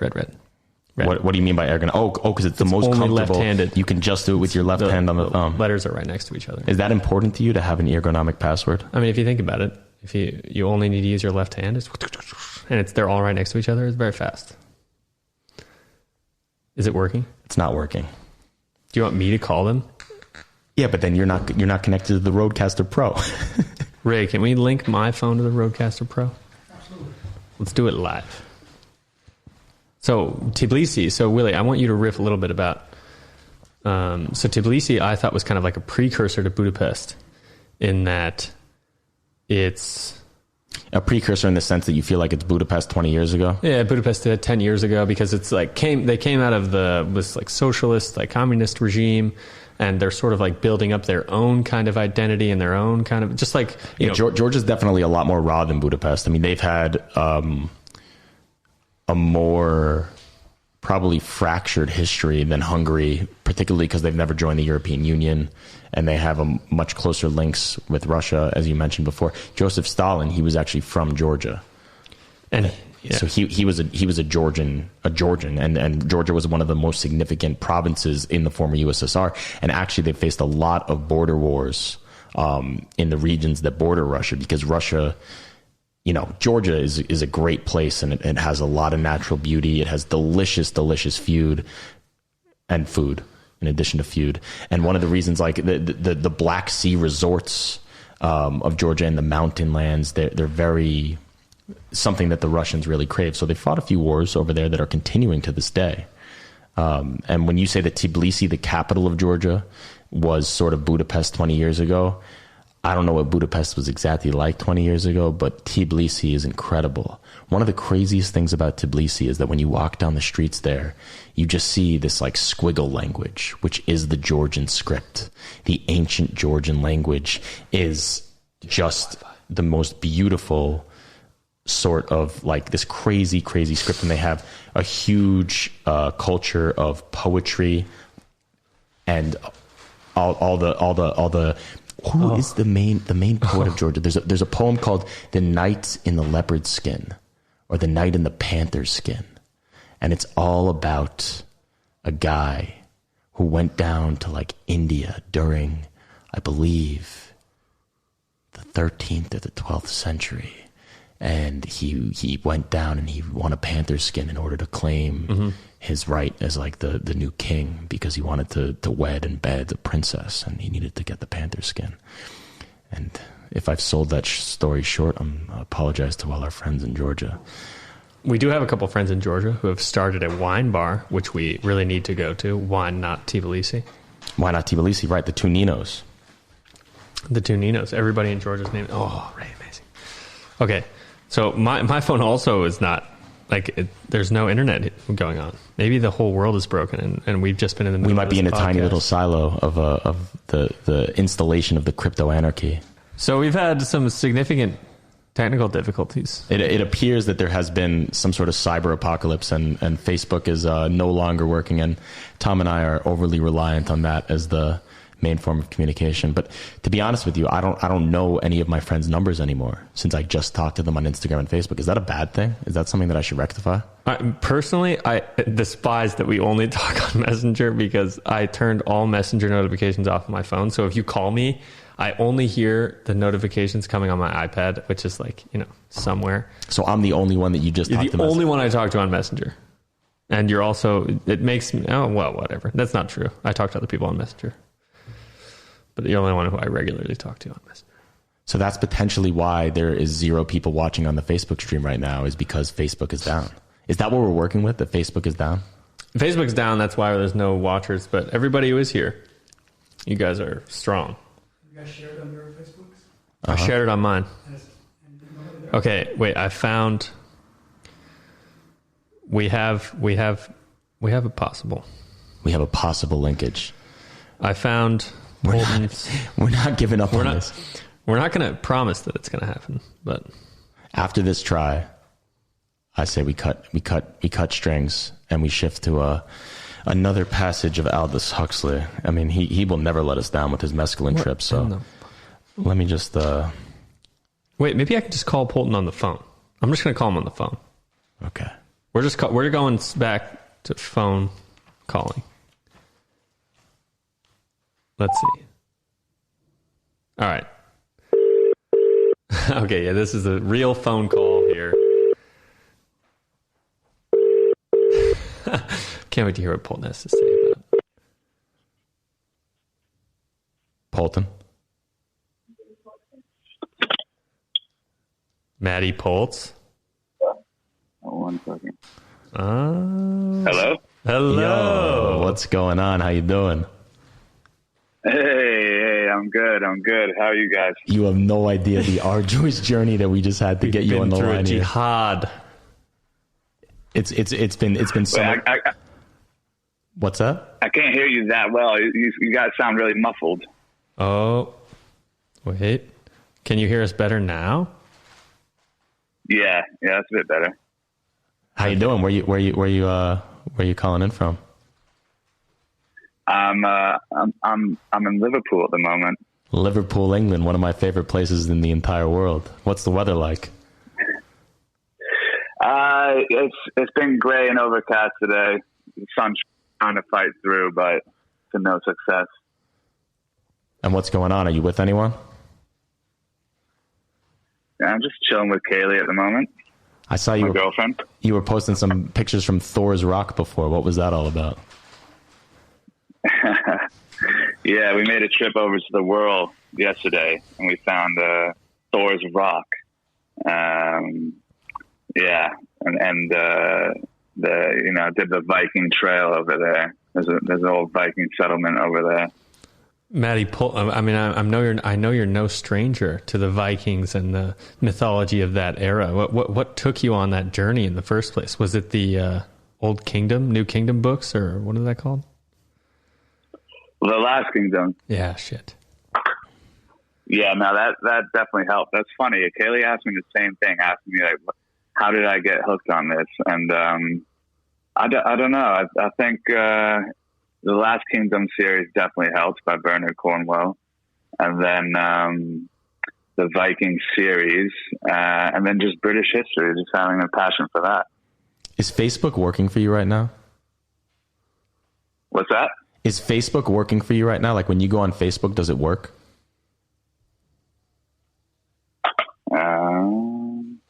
I think so. Why wouldn't it? we thought we were in a silo of just like complete Facebook disaster. We were trying to get you and Marecki on the phone, and the reason that we wanted to talk to the two of you is because we were discussing Georgia and our trip there to the Caucasus. Oh. And what are your memories of that trip? Just absolutely legendary. Mostly dogs and bathhouses. Dogs and bathhouses? What kind of dogs? It's a dog kingdom over there, man. All the characters that we came across, and like I can list a couple different dogs that we came across and just showed us a great time. And what about the cats?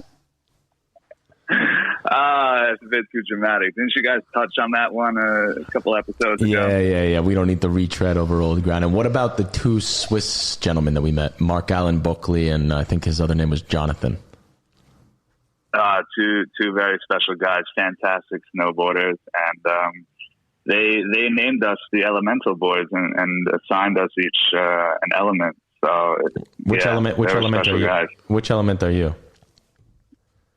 Water, because it was kind of very chill and just going with the flow sort of guy.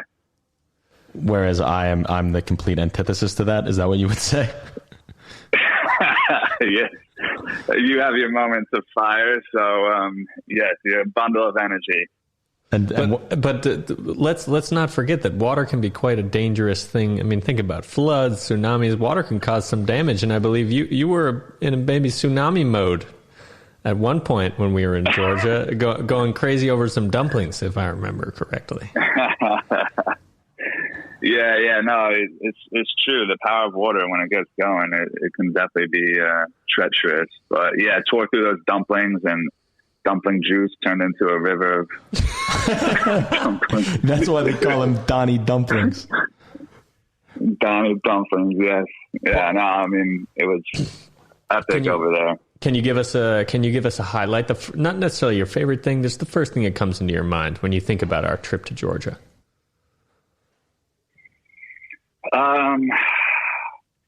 I think like sort of random sense of adventure. You know, I know you were talking about it in one of the earlier episodes about how we came across the decision to choose Georgia. I don't quite know why, but I just think just going somewhere on the off-beaten path and exploring new worlds. And do you remember the day? Sort of like a hidden world. Do you remember speaking of hidden worlds, do you remember the day that we went up to the that crazy statue. I also just like, thought of the same thing. I mean, we basically hiked up to that crazy, like, former Soviet silver statue that was like this giant, like, goddess to femininity or something like that. It was that giant silver woman. And then we walked down into that little valley of bathhouses. And unlike in Budapest, where you have bathhouses sporadically placed around the city, in Georgia, they were all clustered together in this sort of ancient shrine to bathing. And Absolutely. We went to one in particular. I think it was called Gulas or something like that.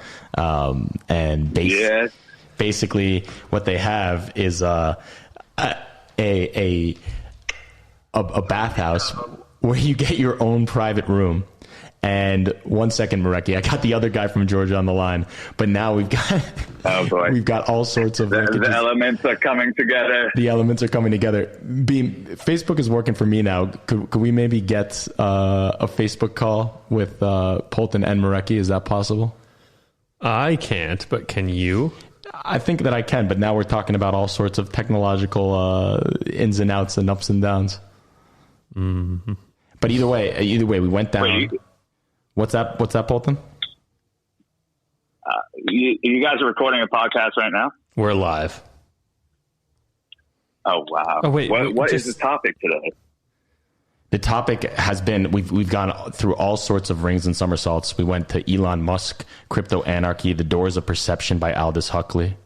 Right. And now we've been, basically for the last like 20 minutes, we've been trying to figure out how to get the Rodecaster Pro, which is our delightful little recording device here, to link up to my phone and then to Bean's phone and then to get you and Marecki on the line because we wanted to do a group call.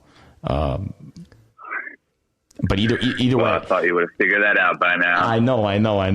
You know, what can you do? But the going back to Gula's bathhouse, we were sitting in there, and in Georgia, what's different about the bathhouses of Georgia from Budapest is that you get your own private like room, right? What was the room like in Georgia that we had?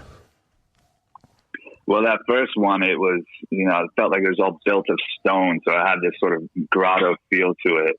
It was dark, but very, very, how do you say? It was, I don't know, dark and cave-like. And then I think they had like your own private room, which we did not utilize, just for the record, but there's like a whole private room with like a bed and all these other things. And then we had the room with there was 2 warm baths and a cold bath. And you basically bathed for a little while, and then these 2 burly Georgian men came in and offered us like scrub downs, and we're all completely naked this entire time. I mean, that's an important visual to keep in mind, that we are utterly butt naked during this whole experience. And these 2 guys come in and they offer you scrubs, and then you lay down on a marble bench and basically get like vigorously like scrubbed by a Georgian man for, I don't know, 20 minutes each. Absolutely, yes. It was very revitalizing. It was incredible. But it was one of the best experiences you could ever have. It's really cool to be like vigorously rubbed down by another man. And then it does something to the skin.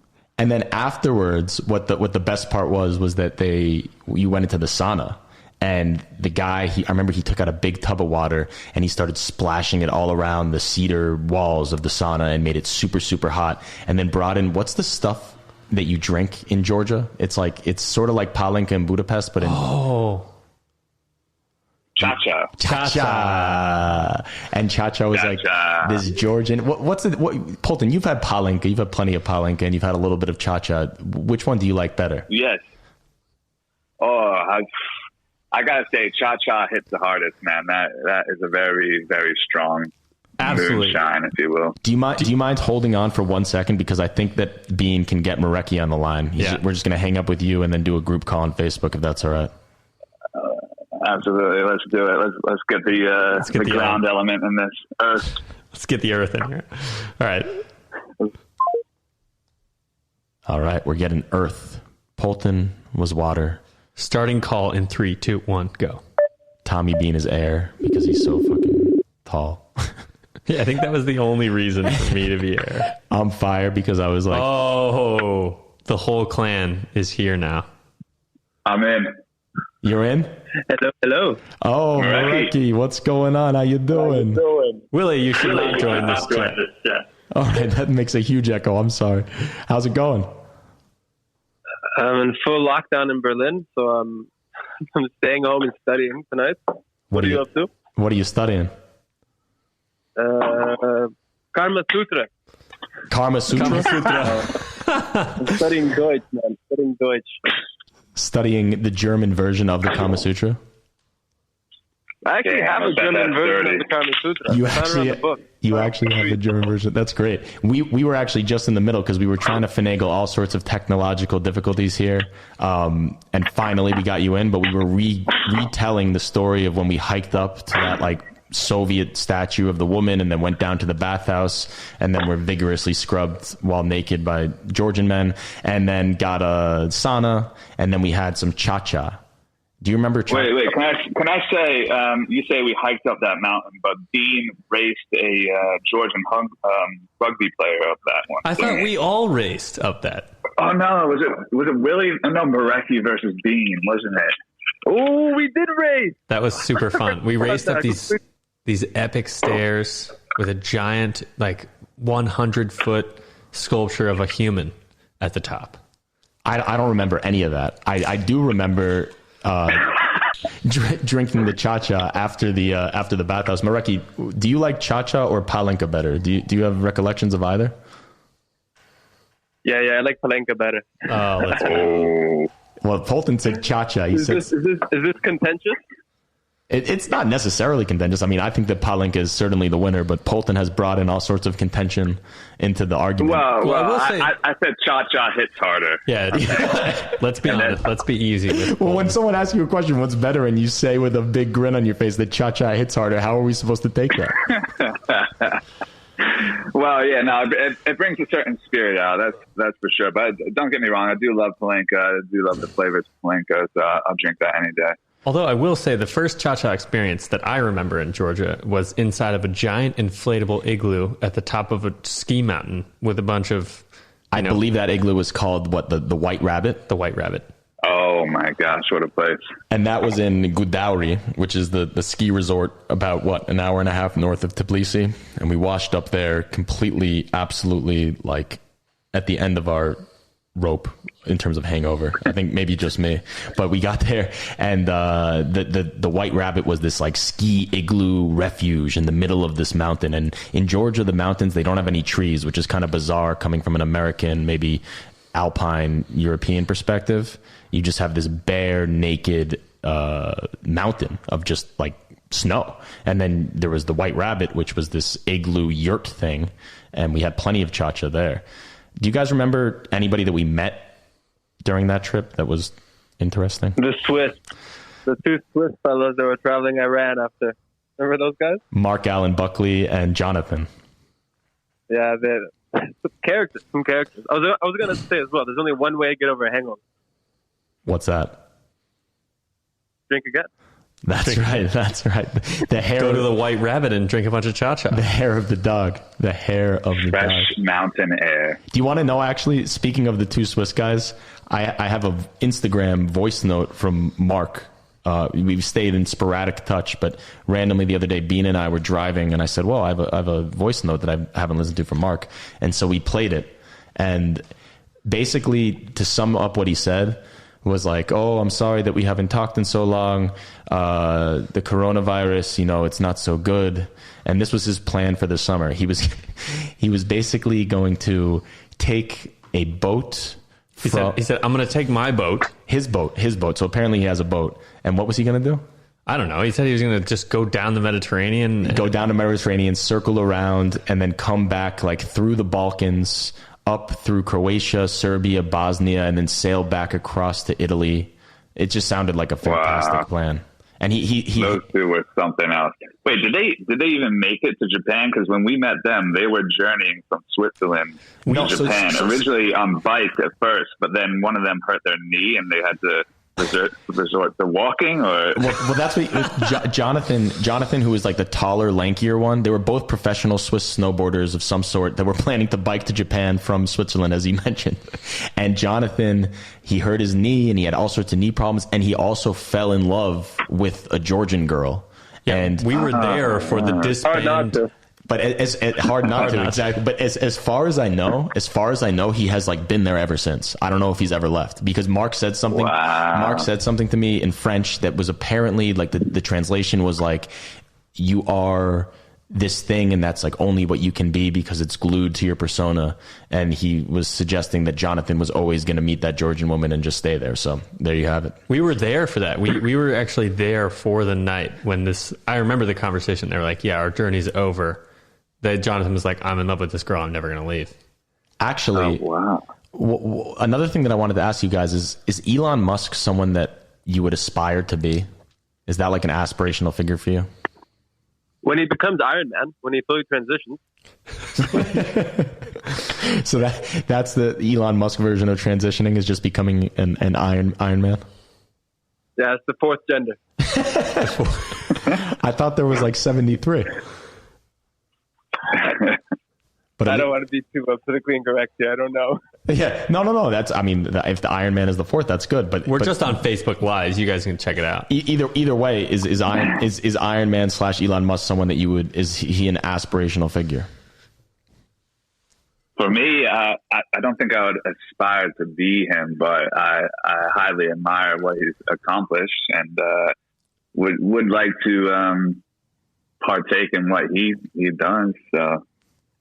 Are you getting the Neuralink? Are you getting hooked up? We talked about Neuralink before, which I still don't really understand. What is it? Is it like the Matrix? Essentially, it makes your brain into a processor, doesn't it? It turns your brain into a processor? No, like a computer processor. Like you can store and take in and out data like a computer, much faster than and we can retain information that way. Yeah, right now you can only input and output data between a computer and the brain by like typing on a keyboard and looking at a screen. And this bypasses like the sensations of sight, touch, and all this stuff, and it just puts nodes directly into your brain so that you can communicate with thoughts, and computers can talk back to you with thoughts, basically. Yeah, I'm up for it. Plug me in. It is the Matrix. Just like that sounds like it. I don't know though. I kind of feel like I want to become more detached rather than more attached to technology and speed. I think it's very hard to conceptualize right now. Like it's so far away from being a consumer product. Well, that's also something that's like, it's coercive in a way, because like inevitably if that comes out, you're not going to be the one guy that says like, oh, I'm not going to use the Neuralink, because then you're just going to be like a potato living in the Stone Age. Yeah, you become pretty unemployable. Everyone else is hooked up. You're over here reading a book. Unemployable, unmateable. You're just going to be like living. Well, I don't know. Maybe right now there is like separatist colonies that exist that are completely detached from the technological infrastructure, and they have their own sort of economic structures that we don't know about. And I don't know. Yeah, there's one in the north of Spain. I met this girl from Barcelona on the street yesterday. She was telling me about it. Her friend started like this colony in the north of Spain where they all, together grow their own produce. If a new person comes, they all come together and build a house with that person, and they don't use internet. So you met someone on the street in Berlin that lived. She lives there, or she knows of it. That's so Berlin. That is so Berlin. So she's my Berlin. neighbor. She's on the street. She's your neighbor. Well, Mareki, you're just walking around. How did you meet this woman? Can you tell us how you initiated the conversation? Is this a live podcast? I can just say it anyway. I was biking home. I had a big plant with me, so I was picking up a plant. And then I saw this cute girl in a blue jacket. And she stopped me, and I was like on my street. And I'm like, hello? She spoke to me in English, which was a little bit bizarre. She asked me where I could find weed, where she could find weed. She's trying to smoke a joint. And I told her, I don't have any weed on me right now. And then she asked if I can get her weed, and I thought, this is a bit sketchy. She's off the street. She might try to rob me. I'm like, do you live here? Do you live around here? And she said, yeah, I live around the corner. So anyway, I said, good luck, ciao. And I went to my flat. And I came down 20 minutes later to go to like the corner store. And she was still there. And at this point, we struck up a conversation. And then we went to my flat and we smoked some hash. And now we're friends. But on the second go, I trusted her a bit more because I knew she was in the area. And the first go, I was a bit conspicuous for me. You're very cerebral. Anyway, her name's Claudia. She's from Barcelona. She's a contemporary dancer. Wow. Very cool. So Berlin.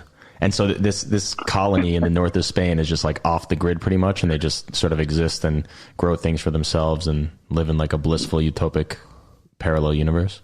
I don't know how blissfully utopic it is, but I think some of those things that are true. That's what you always have to wonder is like, how good is that actually going to be? Or are the people really just cranky and at each other's throats all the time? Yeah. I think it's a mix of both. A mix of both, just like anything else. We can't escape. We're in what we're in. And that's sort of the theme of this podcast has been the philosophy of Stoicism. Do you guys know anything about Stoic philosophy? Yeah, Marcus Aurelius Meditations, bro. Exactly. You know that he wrote them, or some of them at least, on the banks of the Danube in the Aquincum colony, which was ancient Budapest. Didn't know that. What a beautiful picture. What a beautiful picture. I mean, imagine that, Marcus Aurelius. But I don't know too much about the Stoic Meditations other than he wrote them in Budapest. What I don't know them that well. I cannot be informed by them. But Mareki, you sound like you know a bit about it. Yeah, I mean, it's essentially a philosophy where you try to better yourself in the pursuit of knowledge. Knowledge is like the highest virtue, right? Mm. Oh, I love that. That's a bit like Odin from Norse mythology. Always trying to gather more knowledge, sacrificing his eye for knowledge. Is that why Odin has one eye? I didn't know that. Yeah. He gave it up. Gave it up to the tree, right? For knowledge. What would you give up for some knowledge? Some sweet knowledge. What would you give up? One of my balls. I was going to say the left one. No, the left one's too precious. Which one hangs lower for you? Well, you know, it's sort of a given that it's the left one now, but the idea of Odin and Norse mythology is something that has been very intrinsic, I would say, to our relationship, Polton, because you sort of bequeathed this idea of being like rabidly obsessed with Vikings onto me and have led me towards the descent that I've been on ever since the spring of 2017. Yes, yeah, I might have played a part in that. Yeah, depending on how you look at it, it could be in essence, but either way, I'm going somewhere. Yeah. What I will say I think that it is. I think Stoicism is a pursuit of knowledge. But when Odin gave up his eye, it was kind of to pursue knowledge in the tangible sense, like knowing everything, knowing what everybody's doing, and all that stuff. And Stoicism isn't really about pursuing tangible knowledge, but it's like using your power of your brain to challenge your understanding every step of the way. So not necessarily like gaining more knowledge, but whenever something happens to you, actively using your ability to like your brain and your ability to think to change your perception of that thing that happened or to influence your perception. So it's essentially becoming like a well-rounded skeptic on your way through life. Yeah. I think that's a good way to put it. Actually, you know what book, speaking of perception, that I have in front of me, which we've read a few passages of tonight, is The Doors of Perception by Aldous Huxley. Mareki, you've read that, haven't you?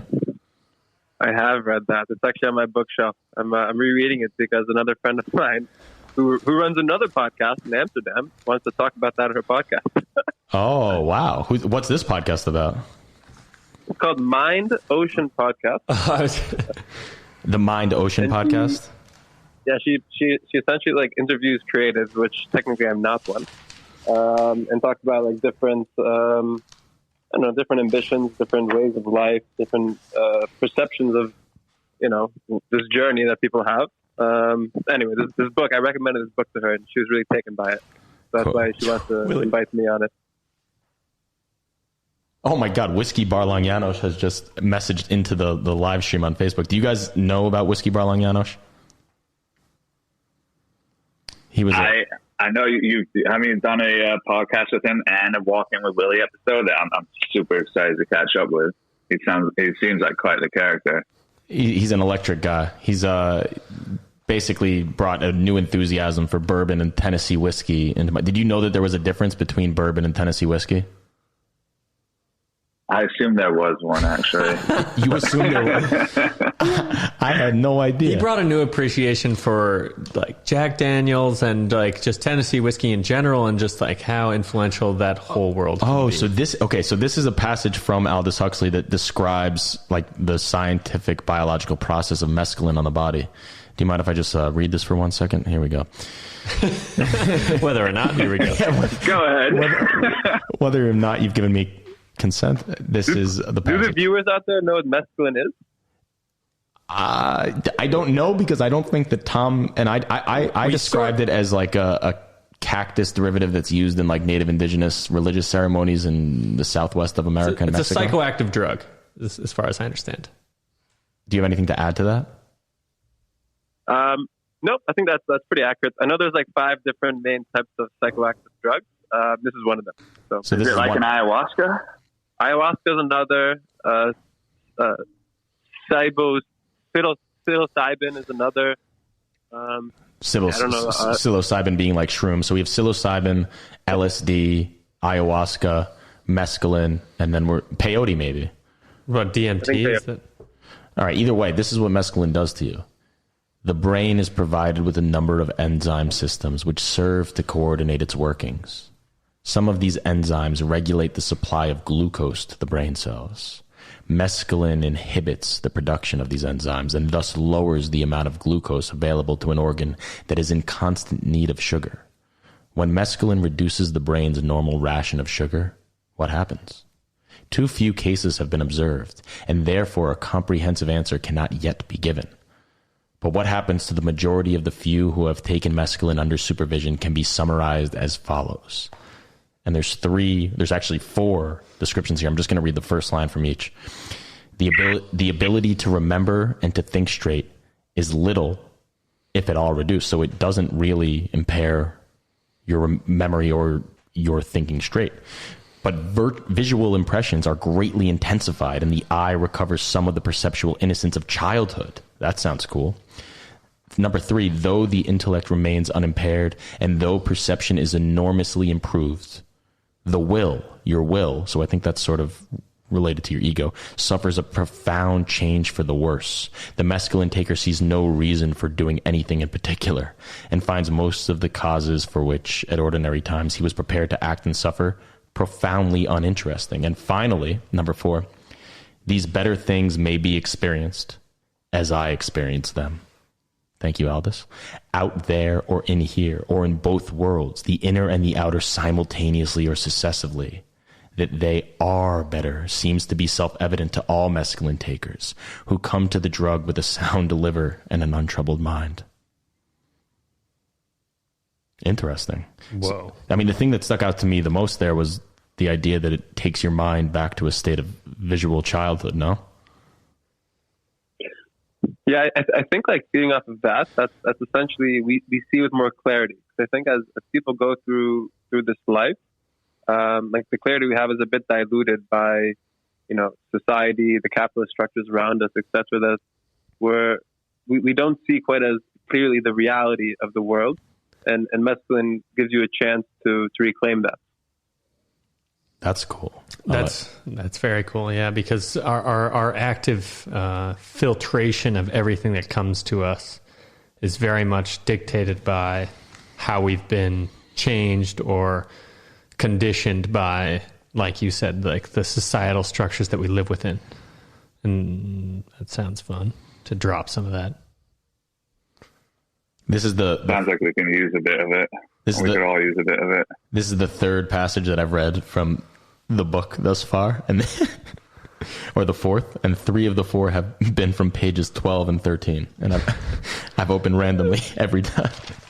Oh man, I don't know what that says about me. I think I need some more mescaline to unlock my. I think Aldous Huxley has a tremendous ability to explain what's almost unexplainable. Like his prose, like he's very detailed in his explanations in a way that I don't know. I think the average experience couldn't be communicated, but he communicates it really well. Right. It's a very dense book, isn't it? But he does it also unpretentiously, in the sense, I mean, it has to be like a little bit pretentious if he's writing a whole novella about a mescaline experience, but at the same time, he is able to just like bring in such a genuine, universal experience that everyone can relate to. And he also, he references a lot of stuff. Like I've just flipped open here and he's talking about Zen Buddhism and Taoism and Christianity. And he's talking about things that we can like actually relate to, given our own lived experiences. You don't have to just talk about a drug trip as being this sort of like trippy dippy visual experience. There's a lot of concerned thinking and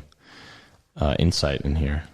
So I think it's pretty cool about this idea of meditation and kind of like Stoic meditation. I think that's what we started this whole kind of conversation with Stoicism about it, and how it's so similar to what is often called meditation today, which is active breathing and actively thinking about what your mind is doing. And in a way, this mescaline is forcing you to change your perception and change the way you think about what you're perceiving. Same thing, Stoicism is challenging how you think about what you're perceiving. And Marek, you just talked about how like Huxley's able to describe this thing. Why is he able to do that? I don't know. I mean, how did what I said just make you feel? I mean, topics I really enjoy. I mean, as an active meditator and an active, I guess, seeker of the real experience in life outside of, you know, what we're conditioned to believe. I think that Huxley, I mean, one, he has a fantastic grasp of the English language. So it's just very enjoyable and fluid when he writes. He reminds me of almost an Alan Watts. And I think Alan Watts can translate Eastern thought to Western prose in a way that no one's done before. And Aldous Huxley reminds me of him because in all the books I've read of his, he essentially paints like a very intellectual and profound image of a very like I want to say simple, to be honest, because the experience of mescaline, I feel like it's more sensation than logic, and he brings that sensation into our logical mind and has the words to convey that. It's fascinating. Nice, I love that. Shout out to The Island by Aldous Huxley. Fantastic book. Yeah, you guys haven't read it. There's also, I think it was his last before he died, when he brings a lot of his ideas onto paper. It's good. Well, Huxley's Brave New World, that's sort of his magnum opus, and that paints another type of dystopia to George Orwell in 1984, but they're often seen in tandem to one another, I believe. Correct me if I'm wrong, but I think, is 1984 like a little bit more of like a negative dystopic image? I mean, Brave New World is also a dystopia, but a different type of dystopia, no? 1984 is a super authoritarian, right? It's where the state overall prevails. And I think Brave New World is a bit more like from the libertarian aspect, where the personal will has an opportunity to expand. But there's, but they are in contrast a bit, aren't they? They usually are couples, at least in my experience. I don't think I've ever read the complete version of either of them, so I might be a little bit ignorant here. As there's a Netflix show coming out, and we can finally like experience the whole book. If we had Neuralink, we could just download it right now. Yeah, that would be cool. And then there's gonna be so many musicians when Neuralink comes out. There's gonna be so many musicians. There's not enough already. There's gonna be more, man. More. Polton, you're kind of a musician, aren't you? In what way? I don't know. Because you're a fashion designer, it's like it's kind of the same thing. Music with I'm a sportswear designer. Fabric musician. Come on, you're a fashion designer. There's a big difference. Well, I think it's up to me, and whenever someone asks me about you, which is almost every day, I say that, yeah, he's my friend. He's a fashion designer in London. No, it's so embarrassing. Meanwhile, you're doing sportswear up in Liverpool. Polton, do you feel yourself dropping into the flow state during your work in the fashion world? And if I can ask a second question, in what kind of work do you feel yourself dropping there? Sorry, I don't understand your second question. Into the flow state, like what like deep work. What causes the flow state, or this idea of deep work, zoning out, feeling in the complete flow of things? I'm not sure what causes it. I think it takes some practice getting into it, and it's not something you can just jump right into. But the longer you stick with something, like for example, if I'm designing a print that's going to go onto a football tee, it's hard at first, but the longer you play with it, you start to enter this creative zone and get deeper into it, and you start to feel the creative flow, I guess you would say. But I mean, for me as a sportswear designer, there's a couple different modes I have to go into. If it's sort of like a tech packing stage, I go into a more robotic zone where the work is a bit more repetitive and stuff. But if I'm more in a creative area, it's definitely using a different part of the brain. And it's interesting because I use different how do you say, like I'll listen to music when I'm creating prints or designing. But if I'm doing more tech pack work, I'll listen to podcasts to sort of entertain my brain. I always thought that was interesting, like what parts of the brain we're using at the same time. And would you say that the amount of fatigue that you experience after each of these focus sessions is different? Would you say that you're more fatigued after one kind of work? Yeah, that's really interesting that you asked that, because I found myself I think the creative stuff is actually mentally a lot more, it takes a lot more fuel. I'm quite tired and knackered after it versus something like a tech pack, which is pretty basic work. So yeah, it's definitely using mental energy. It requires a lot, I think, the creative stuff. All right, as we only have a few more minutes here before the Budapest 8 p.m. curfew is enacted. No. Do you guys remember the word Bassiani? Does that mean anything to you? Bassiani. Oh, the boom boom. The boom boom. What do you think? Dark boom boom. What do you think of when I say Bassiani? Everybody gets a phrase. Football club. I think of some really trendy young folks out there getting in that flow state. I remember you after 8 days of just heinous activity, just relentlessly trying to get us to go there, and nobody really wanted to. But you're like, we got to go, Bassiani. And I thought it was just going to be like a normal nightclub in Georgia in Tbilisi. And we get to, I'm going to read the Wikipedia description right here. Bassiani in Georgian, it's like 3 squiggles and a curly line, is a nightclub in Tbilisi, the capital of Georgia. Founded in 2014, is located in the building of the city's largest sports venue, the Dinamo Arena, and utilizes a disused swimming pool as the main dance floor. It is the largest dance club in Georgia and can accommodate around 1,200 people. But that doesn't really sum it up, because it was like a crazy, just post-Soviet unique experience. And I think we were all pretty thankful that Marecki made us go there at the end of the day. I don't know about you. It was man. You hear the kids talking about it, you got to check it out. It was amazing. You keep your ear to the grindstone. Every day, so I wake up. You always need that sort of person in the group that's going to rile up the boys, get them to go out, hit Bassiani last night. Oh, thank you, Marecki. That's why he's Earth. He's close to the ground. He hears the hubbub. He's got everything. He makes sure we're with the beat of the Earth, with the tune of the planet. And last question before we leave. Vibration. Last question before we leave. Each of you get an answer. Where's the next trip going to be? Yes. I was just thinking about this a few minutes ago, and Albania popped up in my mind. Ooh. Is that because you got your haplogene diagnosed and you're like a 1/28th Albanian? A little bit, no, but I was thinking about the characters that we met up in the White Rabbit, and I remember one of the guys, all sort of expat travelers, And we brought up Albania, and he said it was just such a beautiful place, and I could picture going there. I'm definitely down. That, or I know we spoke about Ukraine and Mareki's homeland. Well, Mareki, is that what you were going to say? No, but that's always on the cards. The cards should fall that way. Being a Yuki, where would you say? Do you have a suggestion? I was actually going to recommend the Balkans, and I think Albania is in the Balkans, isn't it?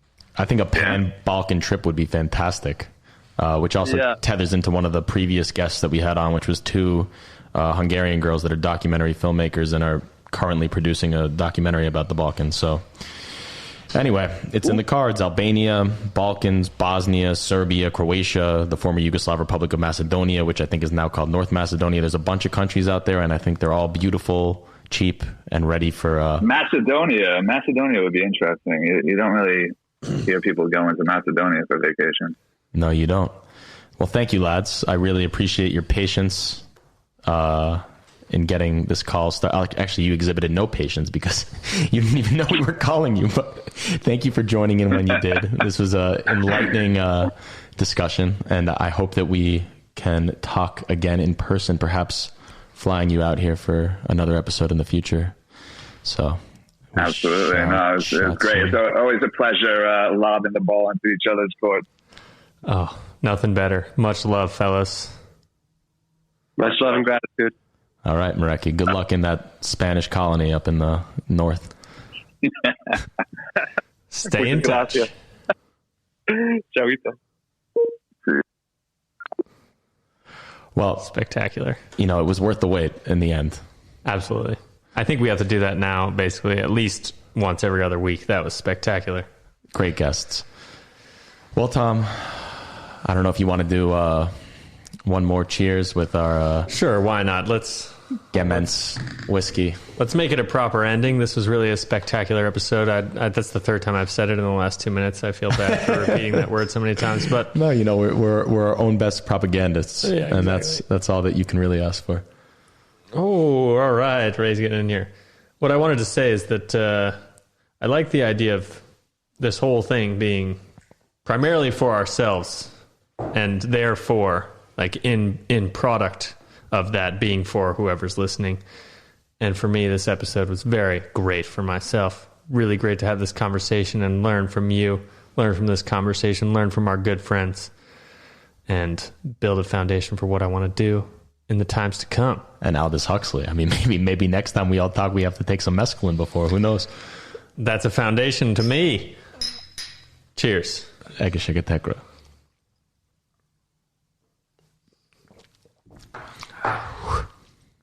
Nice. Very good. Hungary does not only do palinka, they also do whiskey. Single barrel. Pretty well. Gemenc. Gemenc, I think that's a place in Hungary, so we should probably go there. Anyway, thank you very much, everyone. I appreciate you tuning in. I appreciate you listening. And we will be back very soon. We have a couple of very, very, very exciting episodes lined up in the next 2 weeks. The founder of Flex Gym in Budapest, and Eddie and Maria, a.k.a. Emma Lovett, two of the most famous webcam models in the entire world. So we will see you back here at some point in the future. Köszönöm szépen, köszönjük szépen, jó éjszakát, jó reggelt, jó délután. Good morning, good afternoon, good night. That was another episode of Talking with Willie. Love you all. Thank you very much.